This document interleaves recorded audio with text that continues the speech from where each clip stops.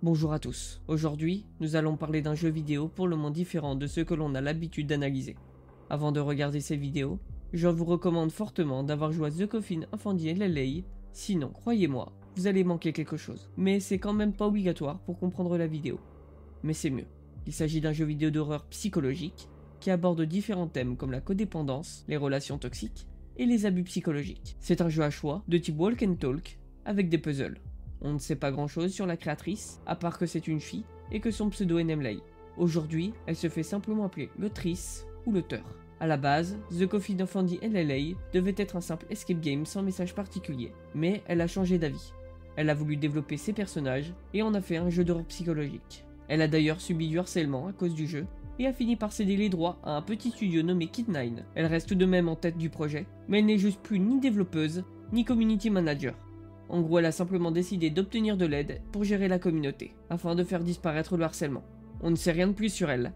Je vais commencer par faire une reconstitution complète de tout ce qui s'est passé avant la naissance des personnages, puis leur enfance, leur adolescence, et enfin à l'âge adulte avant l'élément déclencheur. Puis enfin, on parlera du vrai jeu et des différentes fins. Le jeu contient actuellement le chapitre 1 et 2, et le chapitre 3 Decay. Enfin sortira le chapitre 4 Decay, puis le chapitre 3 Burial, et le chapitre 4 Burial, dans cet ordre. Maintenant que j'ai tout expliqué, commençons la vidéo. On va voir comment un protagoniste comme Andrew, qui a tout pour réussir sa vie, de l'intelligence, de l'éloquence, être très bon en cours, se retrouve à cause de l'environnement dans lequel il a grandi, à tuer ses parents, tuer toute une famille entière en compagnie de sa sœur, et développer une relation ambiguë avec cette dernière, et même à pactiser avec une entité. Mais avant ça, on va commencer par expliquer dans quelles conditions sont nés nos deux protagonistes. Il y a d'abord la mère Ronnie et le père Douglas. Ils sont tous deux nés dans des familles dysfonctionnelles. On sait que le père de Douglas, dont on connaît le nom, battait sa femme et possiblement lui, et on sait que Ronnie ne s'entend pas avec ses parents non plus pour des raisons que l'on ignore, et qu'elle a une petite sœur nommée Connie qu'elle semble détester. On ne connaît pas la raison pour le moment. Ronnie et Douglas avaient tous deux planifié de tuer le père de Douglas, mais ils ont abandonné le projet à cause de la grossesse de Ronnie. C'est ce que l'on apprend dans des lettres trouvées dans une capsule temporelle non loin de la propriété des parents de Douglas. À l'intérieur se trouve une photo avec deux visages qui te sont familiers. Il y a aussi deux lettres. Sur l'une d'elles, il est écrit « Merci du plus profond de mon putain de cœur noir qu'on ait pu se rencontrer. J'ai jamais aimé quelqu'un à ce point avant.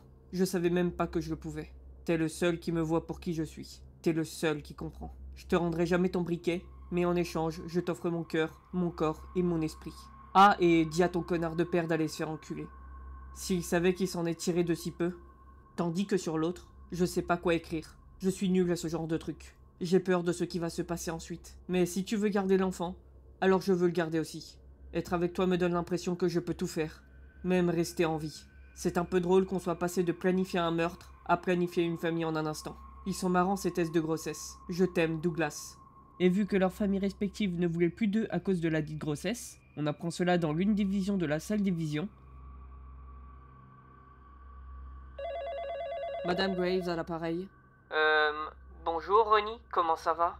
C'est qui? Voyons, tu ne reconnais pas ta propre mère? Je ne connais personne qui s'appelle comme ça. Au revoir. Non, non, non, non, attends s'il te plaît. Je t'en prie, c'est vraiment important. Je m'en fous, qui t'a donné mon numéro? L'annuaire? Qu'est-ce que tu veux? Je voulais juste prendre de tes nouvelles. Tu nous manques tellement. À nous tous. Oui, super, bon. Qu'est-ce que tu veux vraiment? Ah, d'accord, c'est à propos de Connie. Elle a vraiment besoin d'une greffe du rein et... S'il te plaît, Ronnie, ta petite sœur pourrait mourir sans cette greffe. Ça ne te fait vraiment rien? Que dalle d'autre que de la haine. Pourquoi? Qu'est-ce qu'on t'a fait? Tu ne peux pas me virer de la maison et ensuite jouer à la gentille mère quand ça te chante. On ne t'a pas viré. Tu as choisi cette option. Tout ce que je voulais, c'était que tu penses à ton futur. Bon Dieu, tu n'avais que 15 ans, Ronnie. Ce n'était pas l'âge pour... En effet, j'avais 15 ans. Et au lieu d'essayer de m'aider, tu m'as balancé « fais ce que je te dis ou casse-toi ». Ce n'est pas... Je voulais juste te sortir de tout ça. Je ne pensais pas que tu irais jusqu'au bout. Eh bien, je l'ai fait. Encore une fois, sans ton aide. Ronnie, je sais que tu me vois comme une sorte de monstre. Mais tu oublies que je t'ai supplié à genoux de rentrer à la maison.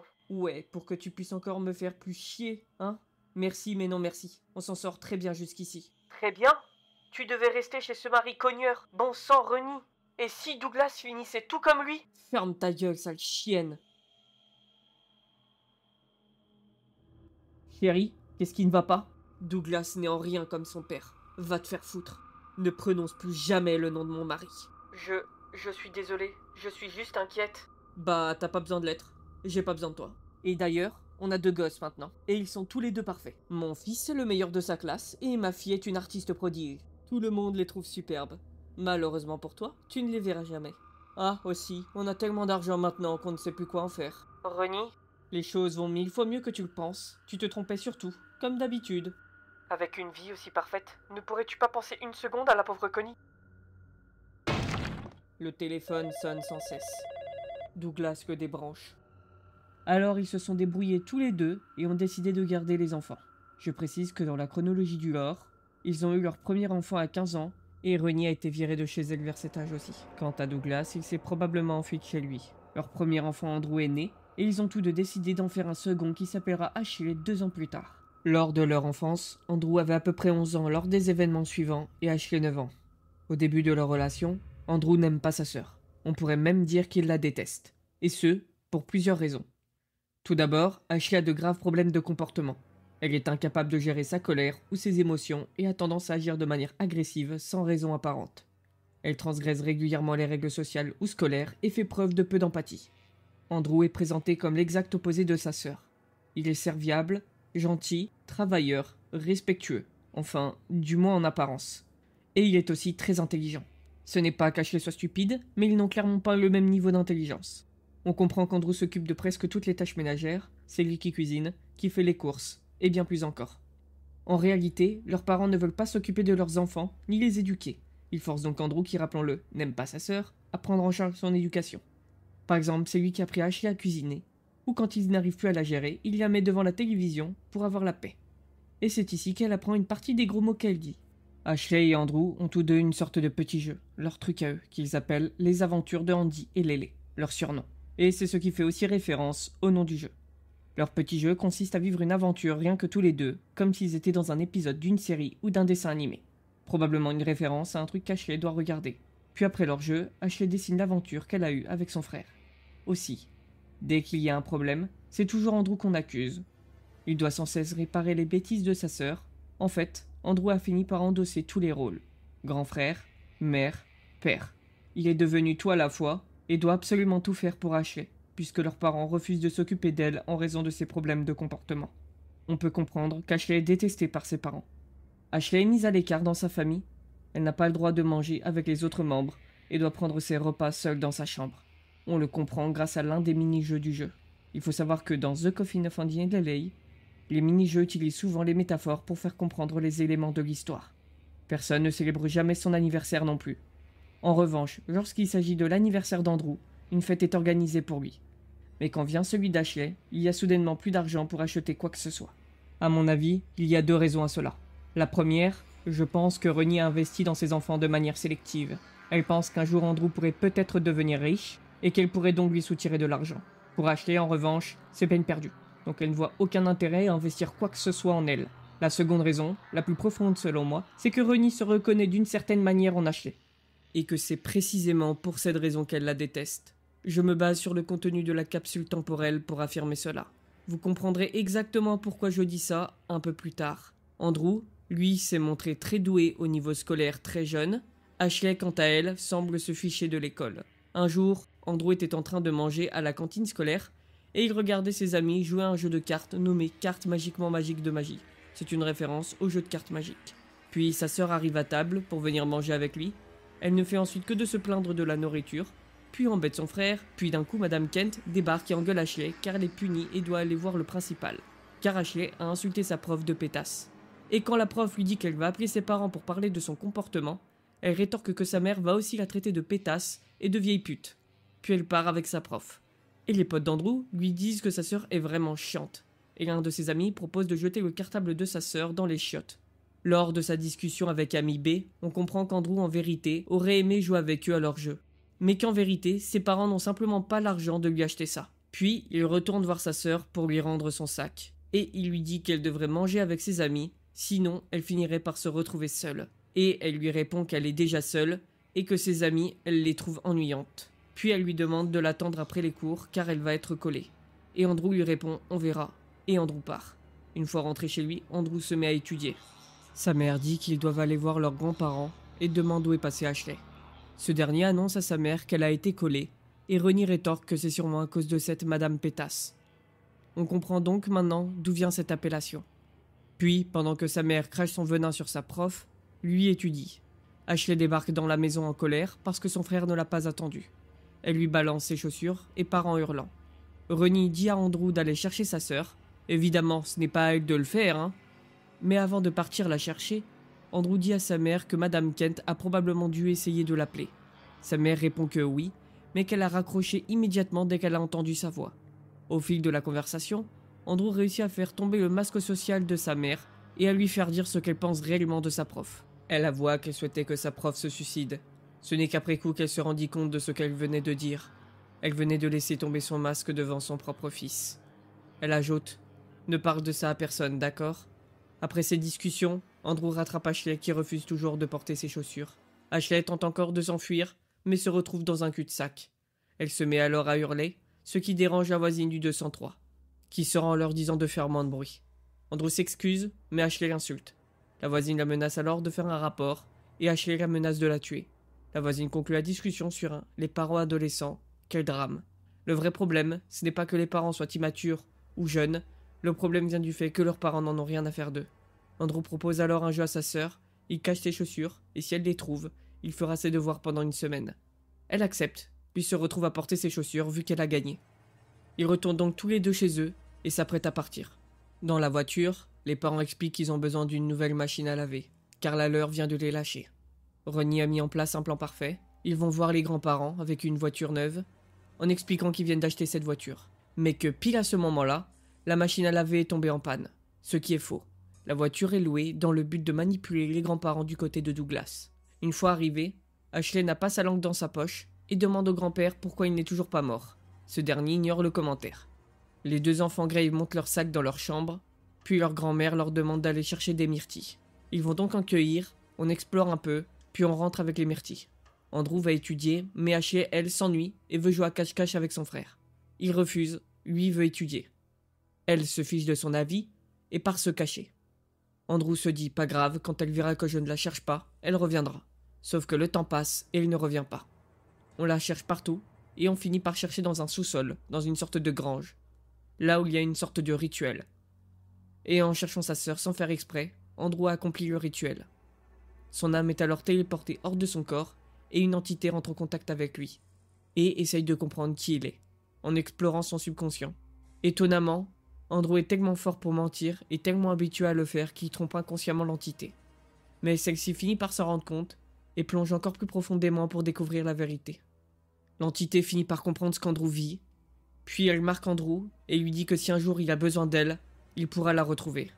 Andrew se réveille amnésique et entend le cri de sa sœur. Il se précipite, s'attendant au pire, mais Ashley avait juste crié à cause d'une araignée. On la sort du marais, mais elle tombe dedans et se retrouve couverte de boue. De retour à la maison, Andrew tente de faire en sorte que sa sœur puisse se nettoyer sans se faire griller, car il sait que ça va encore retomber sur lui. Et ce qui devait arriver arriva. Ashley, avant même qu'il ait eu le temps de lui apporter ses vêtements, démarre la douche sans fermer la porte de la salle de bain. Naturellement, tout retombe sur Andrew, qui est puni et se retrouve à faire le jardin. Quand il a presque fini, Ashley débarque et lui demande de jouer avec elle. Il refuse car il doit terminer le jardin. Alors elle a eu une bonne idée. Saccager le jardin pour que son frère ne soit plus occupé et puisse jouer avec elle. Bien sûr, je ne pense pas qu'elle pensait réellement à mal. Il se fait engueuler une fois de plus car ses parents pensaient qu'il n'avait rien fait dans le jardin. Il doit donc tout recommencer depuis le début. Quand il a enfin terminé, c'est le soir et tout le monde a déjà mangé. Lui est privé de repas, ce qui est une forme de maltraitance. Il s'apprête alors à se coucher le ventre vide, quand il se rendit compte que sa sœur avait déchiré tous ses devoirs, pour qu'il puisse jouer avec elle. Là il craque et il veut la frapper. Mais elle fonce dans la chambre de sa mère, qui est reliée à la leur. Sa mère engueule encore Andrew, en lui disant qu'il n'aurait jamais dû laisser ses devoirs là où Ashley pouvait les atteindre. Donc là, c'est encore de sa faute. Il explique à sa mère qu'il étouffe et qu'il n'en peut plus. Elle lui répond « C'est ça d'avoir une petite sœur ». On comprend que Ronnie déteste vraiment sa propre sœur. Puis Ronnie dit à Andrew qu'Ashley l'aime beaucoup, et qu'il devrait vraiment faire un effort pour elle, comme s'il n'en faisait pas déjà assez pour une sœur qu'il n'aime pas vraiment, et qu'il devrait commencer à se comporter comme un vrai grand frère. Andrew promet de faire mieux, sa mère s'en va satisfaite. Puis Ashley débarque et demande à sa mère de lui lire une histoire. Froidement, elle lui répond « Demande à Andrew », puis elle s'en va. Ashley n'est pas perturbée par cela et demande simplement à Andrew si elle peut lui lire une histoire, et aussi s'il est toujours fâché. Il fait semblant que non, que tout va bien, et il accepte de lui lire une histoire. Pendant qu'il lit l'histoire, Andrew craque à nouveau et se met à pleurer. Ashley lui demande si ça va, car elle ne semble pas se rendre compte de la situation. Elle semble comme déconnectée de la réalité. Andrew lui demande « Est-ce que tu veux être mon ami ?» Et Ashley lui répond « Mais je croyais que c'était déjà le cas. Désolé, mais je ne t'apprécie pas vraiment. » Ashley répond « De toute façon, je ne crois pas que t'apprécies qui que ce soit. » Andrew est choqué par ce que sa sœur vient de remarquer. Personne avant elle ne l'avait compris. En vérité, Andrew n'aime personne. Il n'arrive pas à créer un véritable sentiment de proximité avec les gens. Attention, ce n'est pas qu'il est incapable de se faire des amis. Il a par exemple ami A et ami B, comme vous l'avez remarqué plus tôt. D'ailleurs, ce n'est pas un hasard si leurs noms sont mentionnés de cette façon. En fait, pour Andrew, ce ne sont que ça. Un ami A et un ami B. Il est incapable de ressentir de l'amour pour les autres. Une sorte d'anomalie. J'ai l'impression qu'Andrew a ce que l'on appelle un trouble de l'insensibilité émotionnelle. Faible empathie, peu de remords et manque d'émotion. Il cache tout sous une façade sociale, celle que j'ai décrite au début. Et si vous vous demandez ce qu'est une façade sociale, c'est la capacité à simuler un comportement de groupe, pour paraître normal. Ashley, elle, est la première personne à avoir compris que derrière son masque, Andrew fait semblant d'aimer tout le monde. Elle continue en disant que ce n'est pas grave s'il ne l'aime pas, car elle, personne ne l'aime non plus. Et qu'au moins lui, il n'est pas méchant avec elle, même s'il ne l'aime pas. Andrew se rend compte qu'il y a un truc qu'il aime bien chez sa sœur, sa perspicacité. Ce qui pour Ashley veut dire qu'elle est un peu au-dessus de rien, et donc quelque part sa préférée. C'est à partir de cet événement qu'Andrew a commencé à apprécier sa sœur de plus en plus. Il lui faudra beaucoup de temps pour réussir à construire une relation avec elle. On avance un peu dans le futur. Ashley venait de recevoir une carte d'anniversaire de sa professeure. Andrew rentre, et quand il arrive, Ashley lui demande s'il ne trouve pas ça bizarre que quand c'est son anniversaire à lui, ils organisent une fête et on lui achète des choses, mais quand c'est le sien, là, il n'y a plus personne. Andrew lui dit qu'il a un peu d'argent de poche et que si elle veut, il peut aller lui chercher un gâteau. Mais elle répond que ça ne servirait à rien, car ses amis ne viendraient pas de toute façon. Quand elle leur parle, ils sont toujours occupés, même quand elle n'a pas encore donné la date. Andrew lui dit que ce n'est pas grave, ça fera plus de gâteaux pour nous. Puis ils partent en acheter tous les deux. Une fois arrivé, Andrew se rend compte qu'il n'a pas assez d'argent de poche pour lui acheter un vrai gâteau. Pas même un surgelé à vrai dire. Alors à la place, il lui propose subtilement de prendre des muffins. Ashley comprend que son frère n'a en réalité pas assez d'argent pour lui acheter un vrai gâteau. Elle acquiesce et lui demande s'il peut regarder un film d'horreur avec elle. Andrew lui dit que désormais, il lui achètera un gâteau pour chaque anniversaire. Et que le jour de sa naissance sera célébré avec une tarte au citron. Pour la taquiner vu qu'elle n'aime pas ça. Puis Andrew lui dit de faire un vœu. Et elle répond que son vœu, c'est que son frère perde tous ses amis et qu'il ne trouve jamais l'amour. Alors c'est bizarre comme ça, mais vous comprendrez pourquoi il dit ça plus tard. On va encore avancer dans le futur. Cette fois-ci, on rentre dans le lourd. C'est à partir de ce moment-là que l'histoire va vraiment commencer à vriller. Nina, une jeune fille de la classe d'Ashley, a un coup de foudre pour Andrew. Et cette dernière va commettre l'erreur d'en parler à Ashley. Du coup, Ashley va voir son frère et lui parle des sentiments de son ami à son égard. Andrew répond à sa sœur qu'il n'est pas intéressé, car du haut de ses 11 ans, il trouve l'amour dégueu. Ashley semble rassurée par la nouvelle et dit à son frère qu'elle veut donner une leçon à son ami, car Andrew, c'est son frère, il n'est rien qu'à elle et à personne d'autre. On peut voir les prémices de ce qu'elle va devenir plus tard à partir de ce moment-là. Ashley a une peur, une grande peur. Celle qu'un jour, la seule personne qui semble lui accorder de l'attention lui tourne le dos, c'est-à-dire Andrew. Alors, Ashley veut enfermer Nina dans une des boîtes du vieil entrepôt. Son frère évidemment ne la prend absolument pas au sérieux.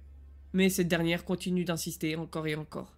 Et petit à petit, au fil de leur conversation, Ashley réussit à convaincre Andrew de l'aider. Car oui, c'est juste une blague, ils la libéreront le lendemain. Andrew finit par accepter. Ashley présente même ça comme un épisode de Andy et Lele. Le lendemain, probablement, elle a préparé son plan. Andrew arrive à l'entrepôt avec Nina et il commence à jouer à cache-cache. Pendant qu'Ashley compte, Ashley perçoit Nina de se cacher dans un coffre de l'entrepôt. Puis Ashley bloque le coffre et il le bloque ensuite avec un morceau de bois. Quand ils reviennent au petit matin, Nina n'est plus. En fait, elle était asthmatique et elle s'est étouffée dans la boîte pendant la nuit. On peut comprendre qu'elle a fait une crise de panique et qu'elle s'est cassé les ongles en essayant de sortir. Mais Ashley se dit que ce n'est pas grave, parce que si elle va en prison, au moins elle sera avec son frère. Sauf que Andrew la rattrape et l'insulte en lui disant « Les hommes et les femmes sont séparés dans les prisons ». Du coup, ils décident tous deux de cacher le corps dans la forêt, à côté de l'entrepôt. Ils creusent un trou avec des planches trouvées sur place. Mais ce sont des enfants, et en plus ce sont des planches. Donc ils mettent toute l'après-midi à creuser un tout petit trou, juste assez grand pour y mettre Nina, mais clairement pas assez profond pour cacher un corps. Après ça, Ashley tente un coup de bluff. Elle dit qu'elle compte tout raconter à tout le monde, et que Andrew va finir en prison. Et que s'il ne fait pas tout ce qu'elle dit, elle révélera tout, et il sera seul. Elle lui dit que s'il veut qu'elle garde le silence, il doit devenir son ami. Mais Andrew répond que c'était déjà le cas. Ashley le traite de menteur, elle dit qu'elle sait qu'en vérité, il ne l'aime pas. Mais que ce n'est pas grave, car plus personne ne l'aimera non plus, maintenant qu'il est mauvais. Ashley fait une sorte de projection avec son frère.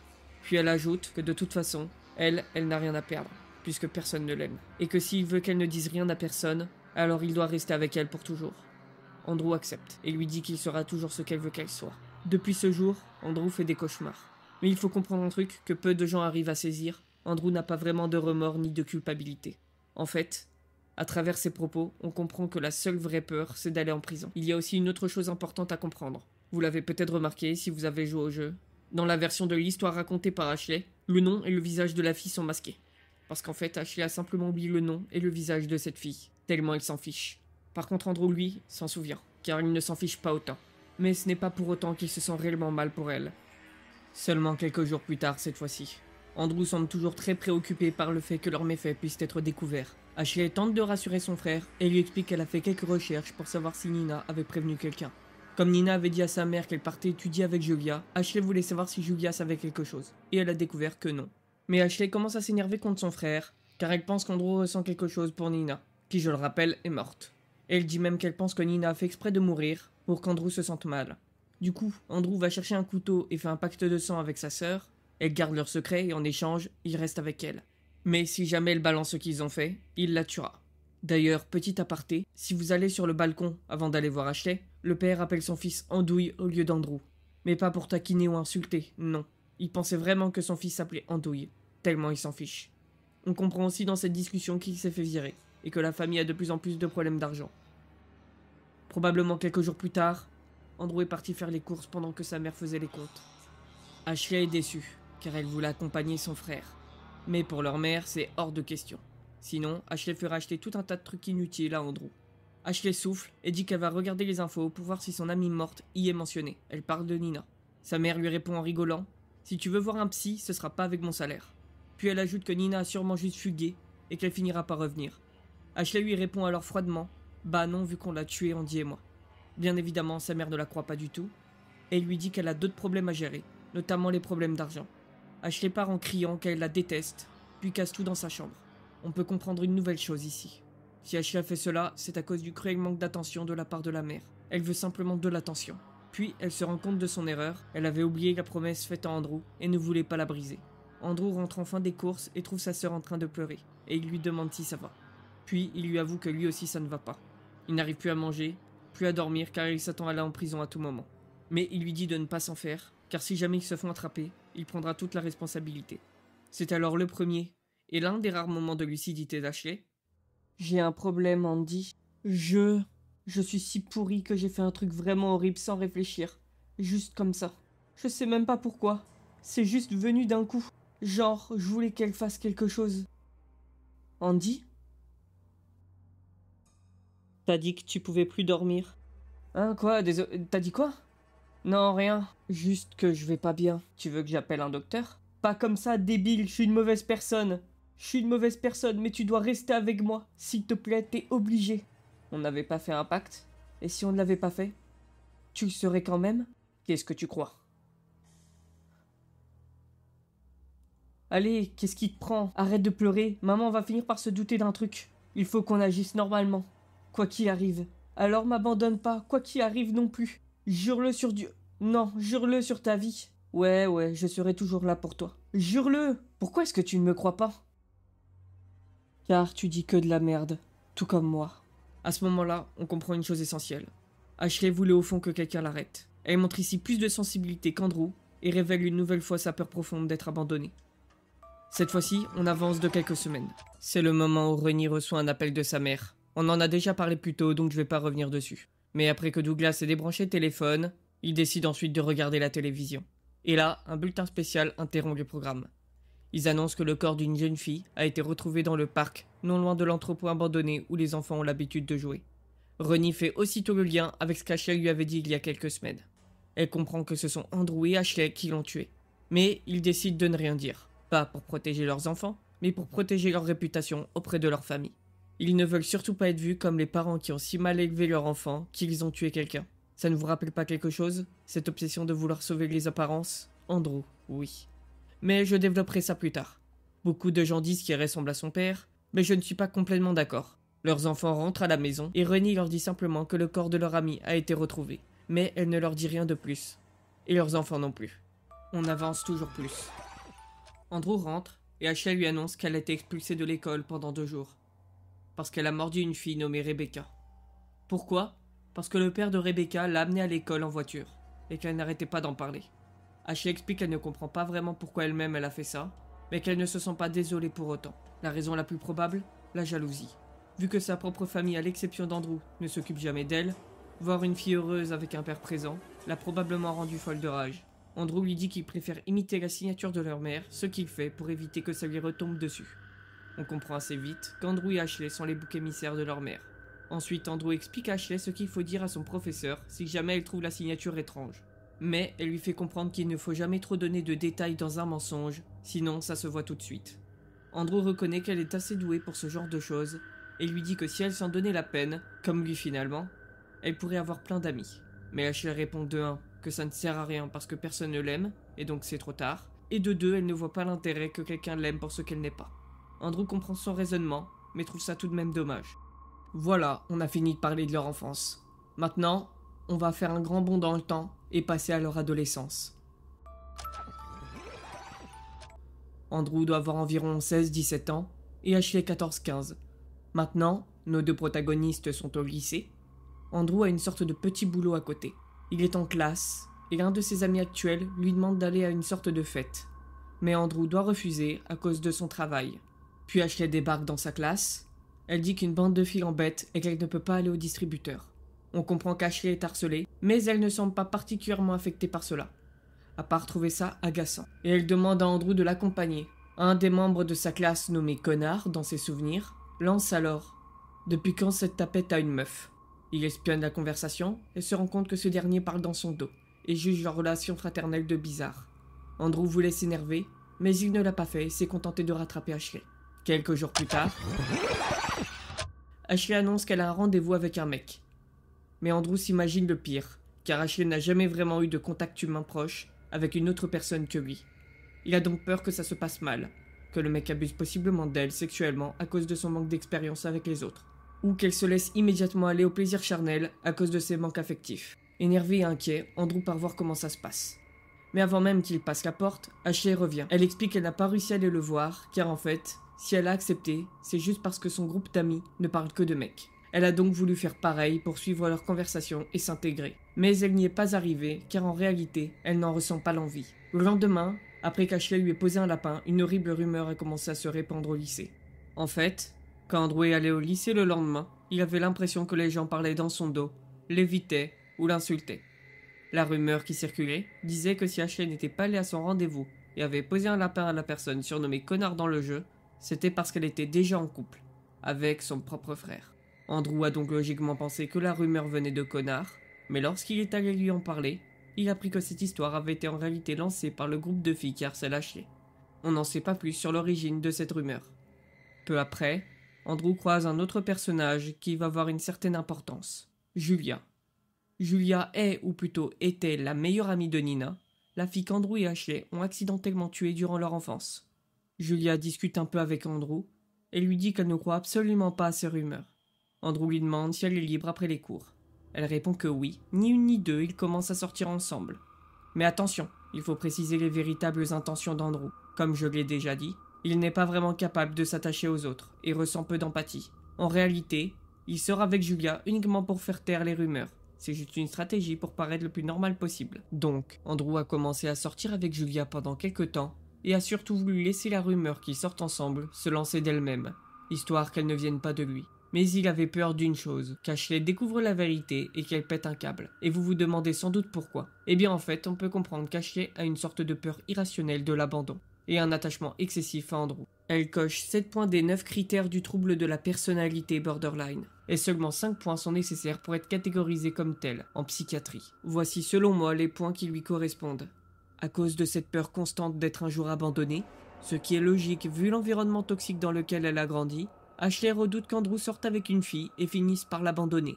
C'est aussi pour ça qu'elle paniquait déjà quand Nina voulait traîner avec son frère. À ses yeux, Andrew est la seule personne capable de l'accepter comme elle est. Andrew, de son côté, voulait garder sa relation avec Julia secrète, le plus longtemps possible. Mais il savait que la rumeur finirait par parvenir aux oreilles d'Ashley. D'après un mini-jeu, Andrew cherchait donc à tout prix à éviter l'attention d'Ashley pendant qu'il sortait avec Julia. Dans ce langage métaphorique, Julia est symbolisée par la peluche jaune, car chaque personnage du jeu est associé à une couleur précise. Andrew devait donc atteindre la peluche jaune sans être vu par les yeux omniscients qui représentent Ashley. On avance dans le futur. Un jour, Julia a voulu qu'Andrew annonce leur relation à Ashley. Lui trouvait que c'était une très mauvaise idée, mais elle a fini par le convaincre. Une fois rentré chez lui, Andrew voit Ashley arriver, déjà énervé, et lui dit « Pourquoi Julia m'a dit que tu avais un truc à me dire ?» La discussion n'avait même pas encore commencé. Ashley était déjà en colère. Comme on pouvait s'y attendre, elle a explosé et saccagé leur chambre, allant même jusqu'à déchirer un dessin auquel elle tenait énormément, celui qui illustre la fois où Andrew lui avait acheté des cupcakes pour son anniversaire. Andrew a compris que lorsqu'elle reprendrait ses esprits, elle s'en vaudrait beaucoup. Il est donc parti au magasin, acheter un cadeau de réconciliation et de quoi réparer son dessin. Le cadeau, 2 peluches, une verte et une rose. Et ce n'est pas un choix au hasard. Ces 2 couleurs représentent les 2 protagonistes, et ces 2 peluches sont symboliques dans le jeu. Elles représentent à la fois leur relation et ce moment marquant. La couleur vert représente Andrew et la rose, Ashley. En offrant ces 2 peluches, Andrew envoie un message implicite à sa sœur. On reste ensemble, toi et moi. C'est aussi un rappel direct aux séquences oniriques d'Ashley, où les peluches représentent les personnes importantes de sa vie par leur couleur. Ce geste renforce la métaphore centrale. Ashley est figée dans une version enfantine et exclusive de leur relation. C'est d'ailleurs confirmé aussi par l'auteur avec cette phrase. Elle ne veut pas grandir. Et aussi directement confirmé dans le jeu avec cette phrase. Andrew il est laid et jamais Ashley. Alors que pour Andrew, ces relations sont symbolisées par des fleurs, parfois aussi par des peluches, mais plus rares. Car le moment associé à ces 2 peluches est tout de même un moment important de sa vie. Après réconciliation, Andrew a donc essayé de jouer sur tous les tableaux. Garder Julia, qui pouvait encore lui être utile pour calmer les rumeurs, tout en apaisant sa sœur jalouse et possessive. On avance encore dans le futur. Un personnage dont on ne connaît le nom, se faisant appeler dans le jeu le chirurgien, rencontre un jour un autre personnage nommé dans le jeu le mec soda. Le mec soda est un entrepreneur qui a créé une compagnie nommée Soda Sympa. Cette compagnie crée des sodas qui ont des conséquences graves sur la santé, notamment des défaillances d'organes. Cela a fini par se savoir du grand public, car plusieurs clients sont en train de mourir à cause de leurs produits. Du coup, ils ont dû s'arranger avec les clients tombés malades pour ne pas être poursuivis en justice, ce qui a eu pour conséquence l'effondrement de son entreprise. Quant au chirurgien, lui, est content, car grâce à cela, les affaires sont bonnes comme il dit. Mais on découvre au fur et à mesure de leur conversation que le but du chirurgien n'est pas de sauver ses patients, ni de faire de l'argent, ni de le faire pour la gloire, mais le plaisir sexuel de découper les gens. Il souhaite que le business de soda continue pour pouvoir continuer à découper ses patients. On comprend au fil de leur conversation que le chirurgien fait un trafic d'organes pour satisfaire un besoin sexuel. Puis, tous les 2 décident de planifier un plan machiavélique. Le chirurgien et le mec soda ont tous 2 confondé une entreprise qui s'appellera plus tard Toxic Soda. Et ils se sont associés à une compagnie des eaux nommée Eau Marron Brune. Ouais, l'auteur aime bien les noms chelous. Et leur plan est simple. L'entreprise d'eau fait croire à des résidents peu fortunés que l'eau a eu un problème et a été infectée par un parasite. Une excuse pour créer un confinement légal autorisé par l'État, avec des tests sanguins trafiqués par des hôpitaux complices. Ensuite, ils laissent mourir de faim ceux qui n'en valent pas la peine, et gardent en vie et nourrissent ceux qui ont de la valeur. Ensuite, ils font croire à tout le monde que c'est le parasite qui les a tués avec de faux rapports médicaux. Puis le chirurgien a le plaisir de les découper et de prélever plein d'organes. Puis, ils se tirent tous avec un gros paquet de pognon. Petite précision pour ceux qui se demandent comment cela serait possible, le jeu vidéo The Coffin Incendié Lily se passe aux États-Unis, donc toutes les entreprises citées précédemment sont privées, et ne sont donc pas directement liées à l'État. Mais bon, à ce stade de l'histoire, les personnages sont encore qu'au début de la création de leur plan. On va encore avancer dans le futur. Quelque temps plus tard, sans doute pas longtemps après, Julia vient voir Andrew pour lui demander de l'accompagner sur la tombe de sa meilleure amie Nina. C'est l'anniversaire de sa mort, et Julia voulait s'y rendre, mais pas y aller seule. Perso, j'ai jamais compris les gens qui font un anniversaire pour la mort d'un proche, mais bref. Andrew accepte et apporte les fleurs préférées de Nina, des fleurs violettes, couleur associée à Nina. On peut aussi comprendre qu'Andrew souffre d'un stress post-traumatique. Lorsqu'il voit la tombe, ou même une simple planche en bois, il a des flashbacks de ce qu'il a fait. Pendant la visite, Julia exprime sa tristesse d'avoir perdu son amie. On comprend qu'après la mort de Nina, Julia est tombée en dépression et a commencé à se mutiler. Car Nina était comme une deuxième sœur pour elle. Après cette visite, Andrew se dit qu'il fera tout pour rendre Julia heureuse. Mais en réalité, ce qu'il ressent pour elle est davantage de la pitié que de l'empathie, telle que nous pourrions le ressentir. Il le reconnaîtra lui-même. Ensuite, il rentre chez lui et ressent le besoin de parler à Ashley. Au fil de la conversation, Ashley retourne la situation à son avantage. Elle affirme que si Andrew n'était pas sorti avec elle, rien de tout cela ne serait arrivé. Elle ajoute qu'il est nul, qu'il gâche la vie des autres et qu'il ne devrait gâcher que la sienne, pas celle de Julia. Puis elle conclut « Il n'y a que moi qui puisse t'aimer tout en sachant qui tu es vraiment ». Elle lui propose alors de rompre avec Julia pour rester avec elle le reste de sa vie. Ensuite, elle partage sa vision extrêmement nihiliste du monde. Ashley explique qu'elle veut couper toutes ses relations, même si, comme Andrew, elle n'en a pas beaucoup. Elle veut déménager loin de toutes ces conneries, tout abandonner, y compris leurs parents, et ne jamais se retourner. Son souhait le plus cher est de garder auprès d'elle la seule personne qui la comprend, et qui est comme elle, Andrew. Il réagit en disant mi-sérieux, mi-ironique « Donc, tu veux une fugue amoureuse, en fait ?» Elle éclate de rire, et il se sent mieux. Mais il réalise après coup ce qu'il vient de dire. Quelques minutes plus tard, Ashley tente de parler à son frère. Une discussion étrange, voire presque cryptique se lance. Cette nuit-là, Andrew rêve. Il est dans son appartement, et Julia est dans la cuisine et lui dit « Bonjour chérie ». Mais soudainement, ce n'est plus Julia, c'est Ashley. Les deux visages oscillent sans cesse, le décor change, et Andrew ouvre la porte à Julia puis l'embrasse. Sauf qu'au moment de rompre le baiser, Julia est devenue Ashley. Il l'embrasse aussi. Il se réveille en sursaut. Ashley l'a réveillé car il parlait dans son sommeil et avait prononcé son prénom. Elle croyait qu'il lui parlait. Son attitude devient étrange, comme si elle avait compris quelque chose qu'on ne peut pas encore révéler ici. Andrew, inquiet, la repousse. Il prend une douche pour se calmer. Quand il revient, elle semble lui faire la gueule. Il va alors se coucher et se réveille le lendemain. À partir de ce jour, Andrew et Ashley deviennent de plus en plus distants. Andrew est avec Julia à l'entrée de son appartement. Pendant qu'elle lui parle, il semble préoccupé par sa relation avec sa sœur. Ashley devient de plus en plus distante, et lui aussi d'une certaine façon. Andrew commence alors à réfléchir à cette relation et à ce qu'elle signifie vraiment. Pour comprendre la situation, deux éléments sont essentiels. Premièrement, à partir de ce moment-là, et depuis peu, Andrew commence à développer un sentiment amoureux pour sa sœur. Ce sentiment est une conséquence directe de tout ce qu'il a vécu depuis sa naissance. Il faut également savoir qu'Andrew souffre de TOC avec obsession agressive et sexuelle, un trouble où la personne est envahie par des pensées intrusives, souvent violentes ou sexuelles, qu'elle ne désire pas, trouve choquantes, immorales ou effrayantes, et qu'elle tente de bloquer, contrôler ou neutraliser mentalement. Ce point est révélé dans le chapitre 3. Par exemple, Andrew a déjà eu des pensées malsaines envers Julia, comme souhaiter lui casser les dents pour qu'elle fasse correctement des pipes, des pensées qu'il ne veut absolument pas avoir, qui le dégoûtent et qu'il tente de réfuter. Ashley fait également partie de ces pensées intrusives. Là encore, il ne souhaite pas ça. C'est une manifestation de son TOC, façonnée par son environnement. Deuxièmement, Ashley n'est pas amoureuse de son frère. Elle souffre d'un trouble déjà expliqué plus tôt, qui lui laisse un vide à combler. Elle cherche également à remplir ce vide, et cela a été confirmé à plusieurs reprises dans le jeu, ainsi que plus ou moins confirmé par l'auteur dans la FAQ officielle qui est sortie avant le chapitre 3. Ashley a compris ce qu'Andrew ressent pour elle, et a décidé de l'utiliser à son avantage pour le garder sous son contrôle, et près d'elle. C'est une dynamique malsaine, et il est important de préciser, elle n'éprouve pas de véritable amour. Elle profite simplement de la situation pour le manipuler.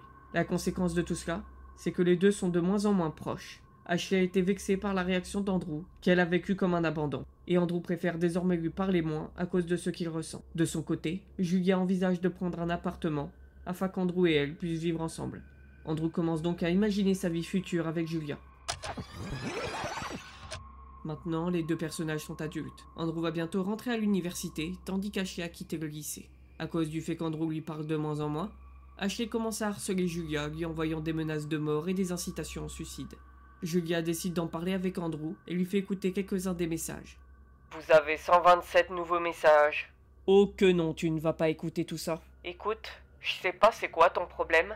Le son est distordu, mais tu reconnaîtrais cette voix entre mille. Je t'ai dit de te barrer, je t'avais prévenu. Tu crois vraiment que t'es importante? Est-ce que tu penses sérieusement que t'es spéciale? T'es rien qu'un autre trou. Et t'es même pas le seul. Il y a tout plein de putes pile comme toi. Apprécie bien ce que t'as, car ça va clairement pas durer. La seule raison pour laquelle il est avec toi, c'est parce qu'il se sent mal pour toi. T'es rien qu'une connasse moche avec une meilleure amie morte. Dépêche-toi de te suicider. Et quand t'arriveras en enfer, demande à ta pote ce qui lui est arrivé. Tu serais tellement surprise.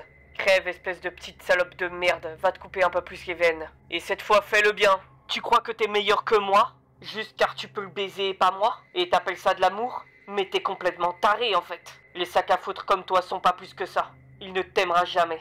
Pas comme il est même moi. Je suis la seule. Je suis tout. Je suis les secrets que tu ne connaîtras jamais. Quand il est dans son lit et qu'il a besoin de quelqu'un qui le prenne dans ses bras, c'est pas toi qu'il cherche, c'est moi.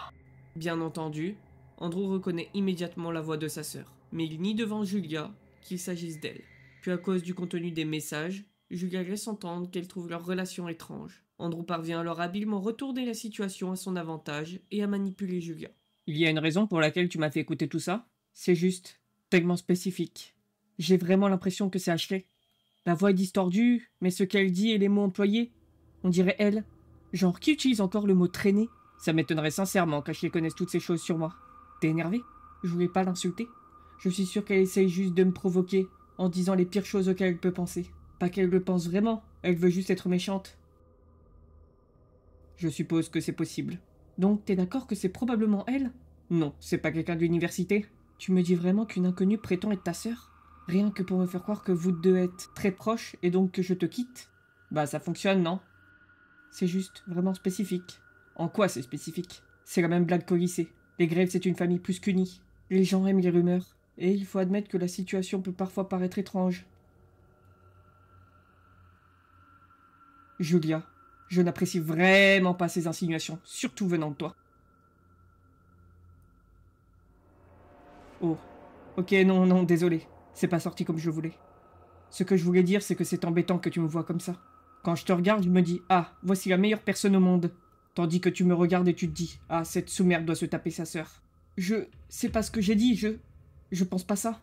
Non, pleure pas, c'est pas grave. Je voulais pas qu'on se batte. Je suis désolé. Bon, allez, on n'est pas en train de se battre. Je suis pas énervé, et de toute façon, je te pardonne. Je te pardonnerai toujours, pour tout, pour quoi que ce soit. En réalité, c'est encore plus sombre qu'avant. Dans le chapitre 3, on apprend qu'Andrew espionnait sa sœur sous la douche à cette époque.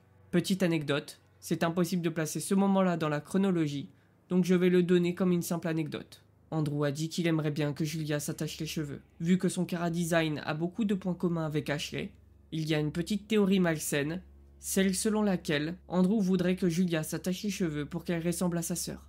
On avance un peu dans le futur. Ashley cherche un travail, mais elle n'arrive pas à décrocher le poste qu'elle veut. Andrew lui dit que ça sert à rien de toujours tenter au même endroit, et qu'elle devrait postuler partout jusqu'à ce que ça fonctionne. Elle explique qu'elle n'arrive pas à coller avec personne, ni avec quoi que ce soit. Andrew semble désolé pour elle, et part en cours. On avance dans le futur. Le soir, Andrew est dans la chambre de Julia, allongé sur le lit.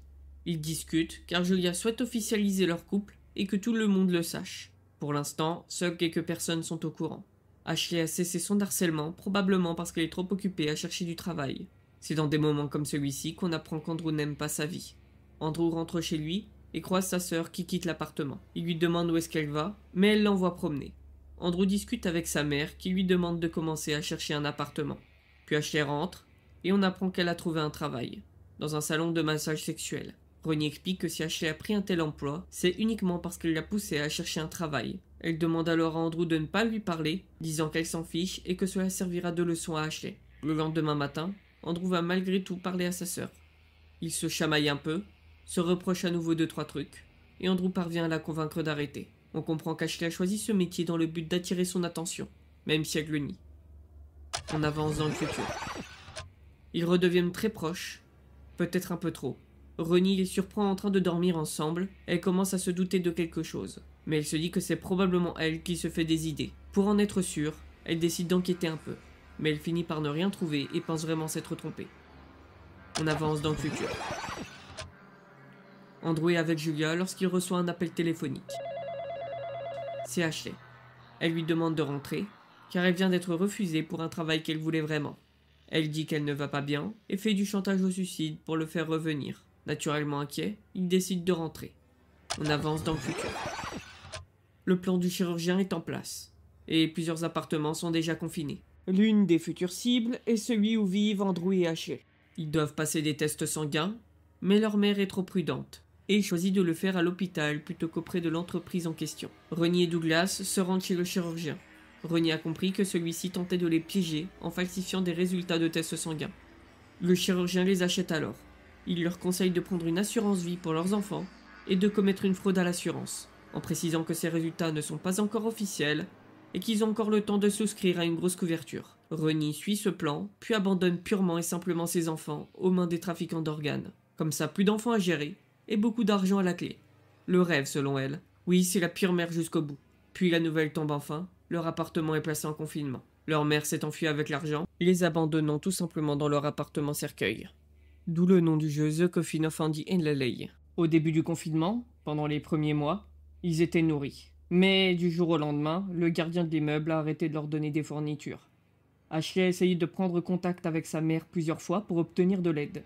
Mais en tant que bonne mère, celle-ci a dit ne pas croire Ashley et lui ordonne de ne plus jamais l'appeler. Ils ont aussi tous deux essayé de demander à des amis de leur apporter de la nourriture, mais sans résultat.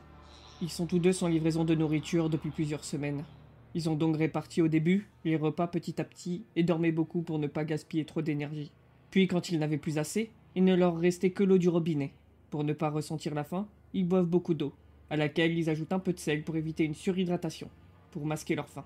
C'est là que commence réellement le jeu lorsque vous le lancez. On incarne Ashley qui se réveille après s'être évanouie en plein milieu de leur appartement. Désormais insalubre. Il faut savoir que le seul personnage jouable lors du premier chapitre est Ashley. Le narrateur dit bonjour à Ashley, et nous voilà partis pour une aventure bien malsaine. Il faut savoir que le narrateur est omniscient, et aussi très sarcastique. On peut voir le narrateur comme les pensées de l'auteur. Puis en cherchant de la nourriture, Ashley en trouve dans les poubelles. Une boîte de conserve avec des tomates, puis va les montrer à son frère Andrew pour lui faire une surprise. Mais ce dernier était réticent à les manger maintenant, mais il a fini par concéder à la demande de sa sœur. Puis elle s'apprête à les cuire quand soudain, le gardien de l'immeuble frappe à la porte. Il voulait savoir s'ils étaient en vie, leur disant qu'ils avaient de la nourriture. Mais lorsqu'Ashley lui a répondu qu'ils étaient vivants, il repart sans rien leur donner. Frustrée par la situation, elle finit tout de même par cuire ses tomates. Pendant leur dernier repas, ils entendent soudain une musique provenant de chez leur voisin. En utilisant un morceau de la bibliothèque, ils parviennent à accéder au balcon de ce dernier, dans un but voyeuriste. Le voisin semble tenter de pratiquer un rituel qui paraît avoir échoué. Bouche bée devant ces pratiques étranges, il retourne finalement regarder la télévision. La chaîne d'information semble être la seule chaîne qui sont autorisées à regarder, et uniquement à partir d'une certaine heure. Il est probable qu'il s'agisse de fausses nouvelles destinées à faire croire qu'il s'agit d'informations publiques, alors qu'elles sont probablement truquées et uniquement prévues pour les confiner, afin de les garder calmes. Puis les deux protagonistes partent se coucher. Au réveil, Ashley décide de faire un peu de ménage, de rangement et de lessive. Mais à cause du manque de nourriture, elle perd connaissance. Elle se réveille à côté d'Andrew sur le canapé, au moment du journal télévisé, puis s'évanouit à nouveau. Elle reprend conscience le soir et voit Andrew au téléphone. On n'entend pas l'interlocuteur, mais ce dernier semble énervé contre Andrew et lui annonce que c'est terminé avant de raccrocher. Ashley demande de qui il s'agissait. Andrew lui répond que Julia vient de le quitter, insinuant implicitement que c'est la faute d'Ashley. Andrew sort ensuite sur le balcon pendant qu'Ashley se rendort. Quand elle se réveille, elle le retrouve dehors. Une ambulance est venue chercher quelqu'un dans leur immeuble, sans doute pour l'emmener dans un hôpital privé, afin de lui extraire ses organes. Le temps passe et Ashley a de moins en moins d'énergie.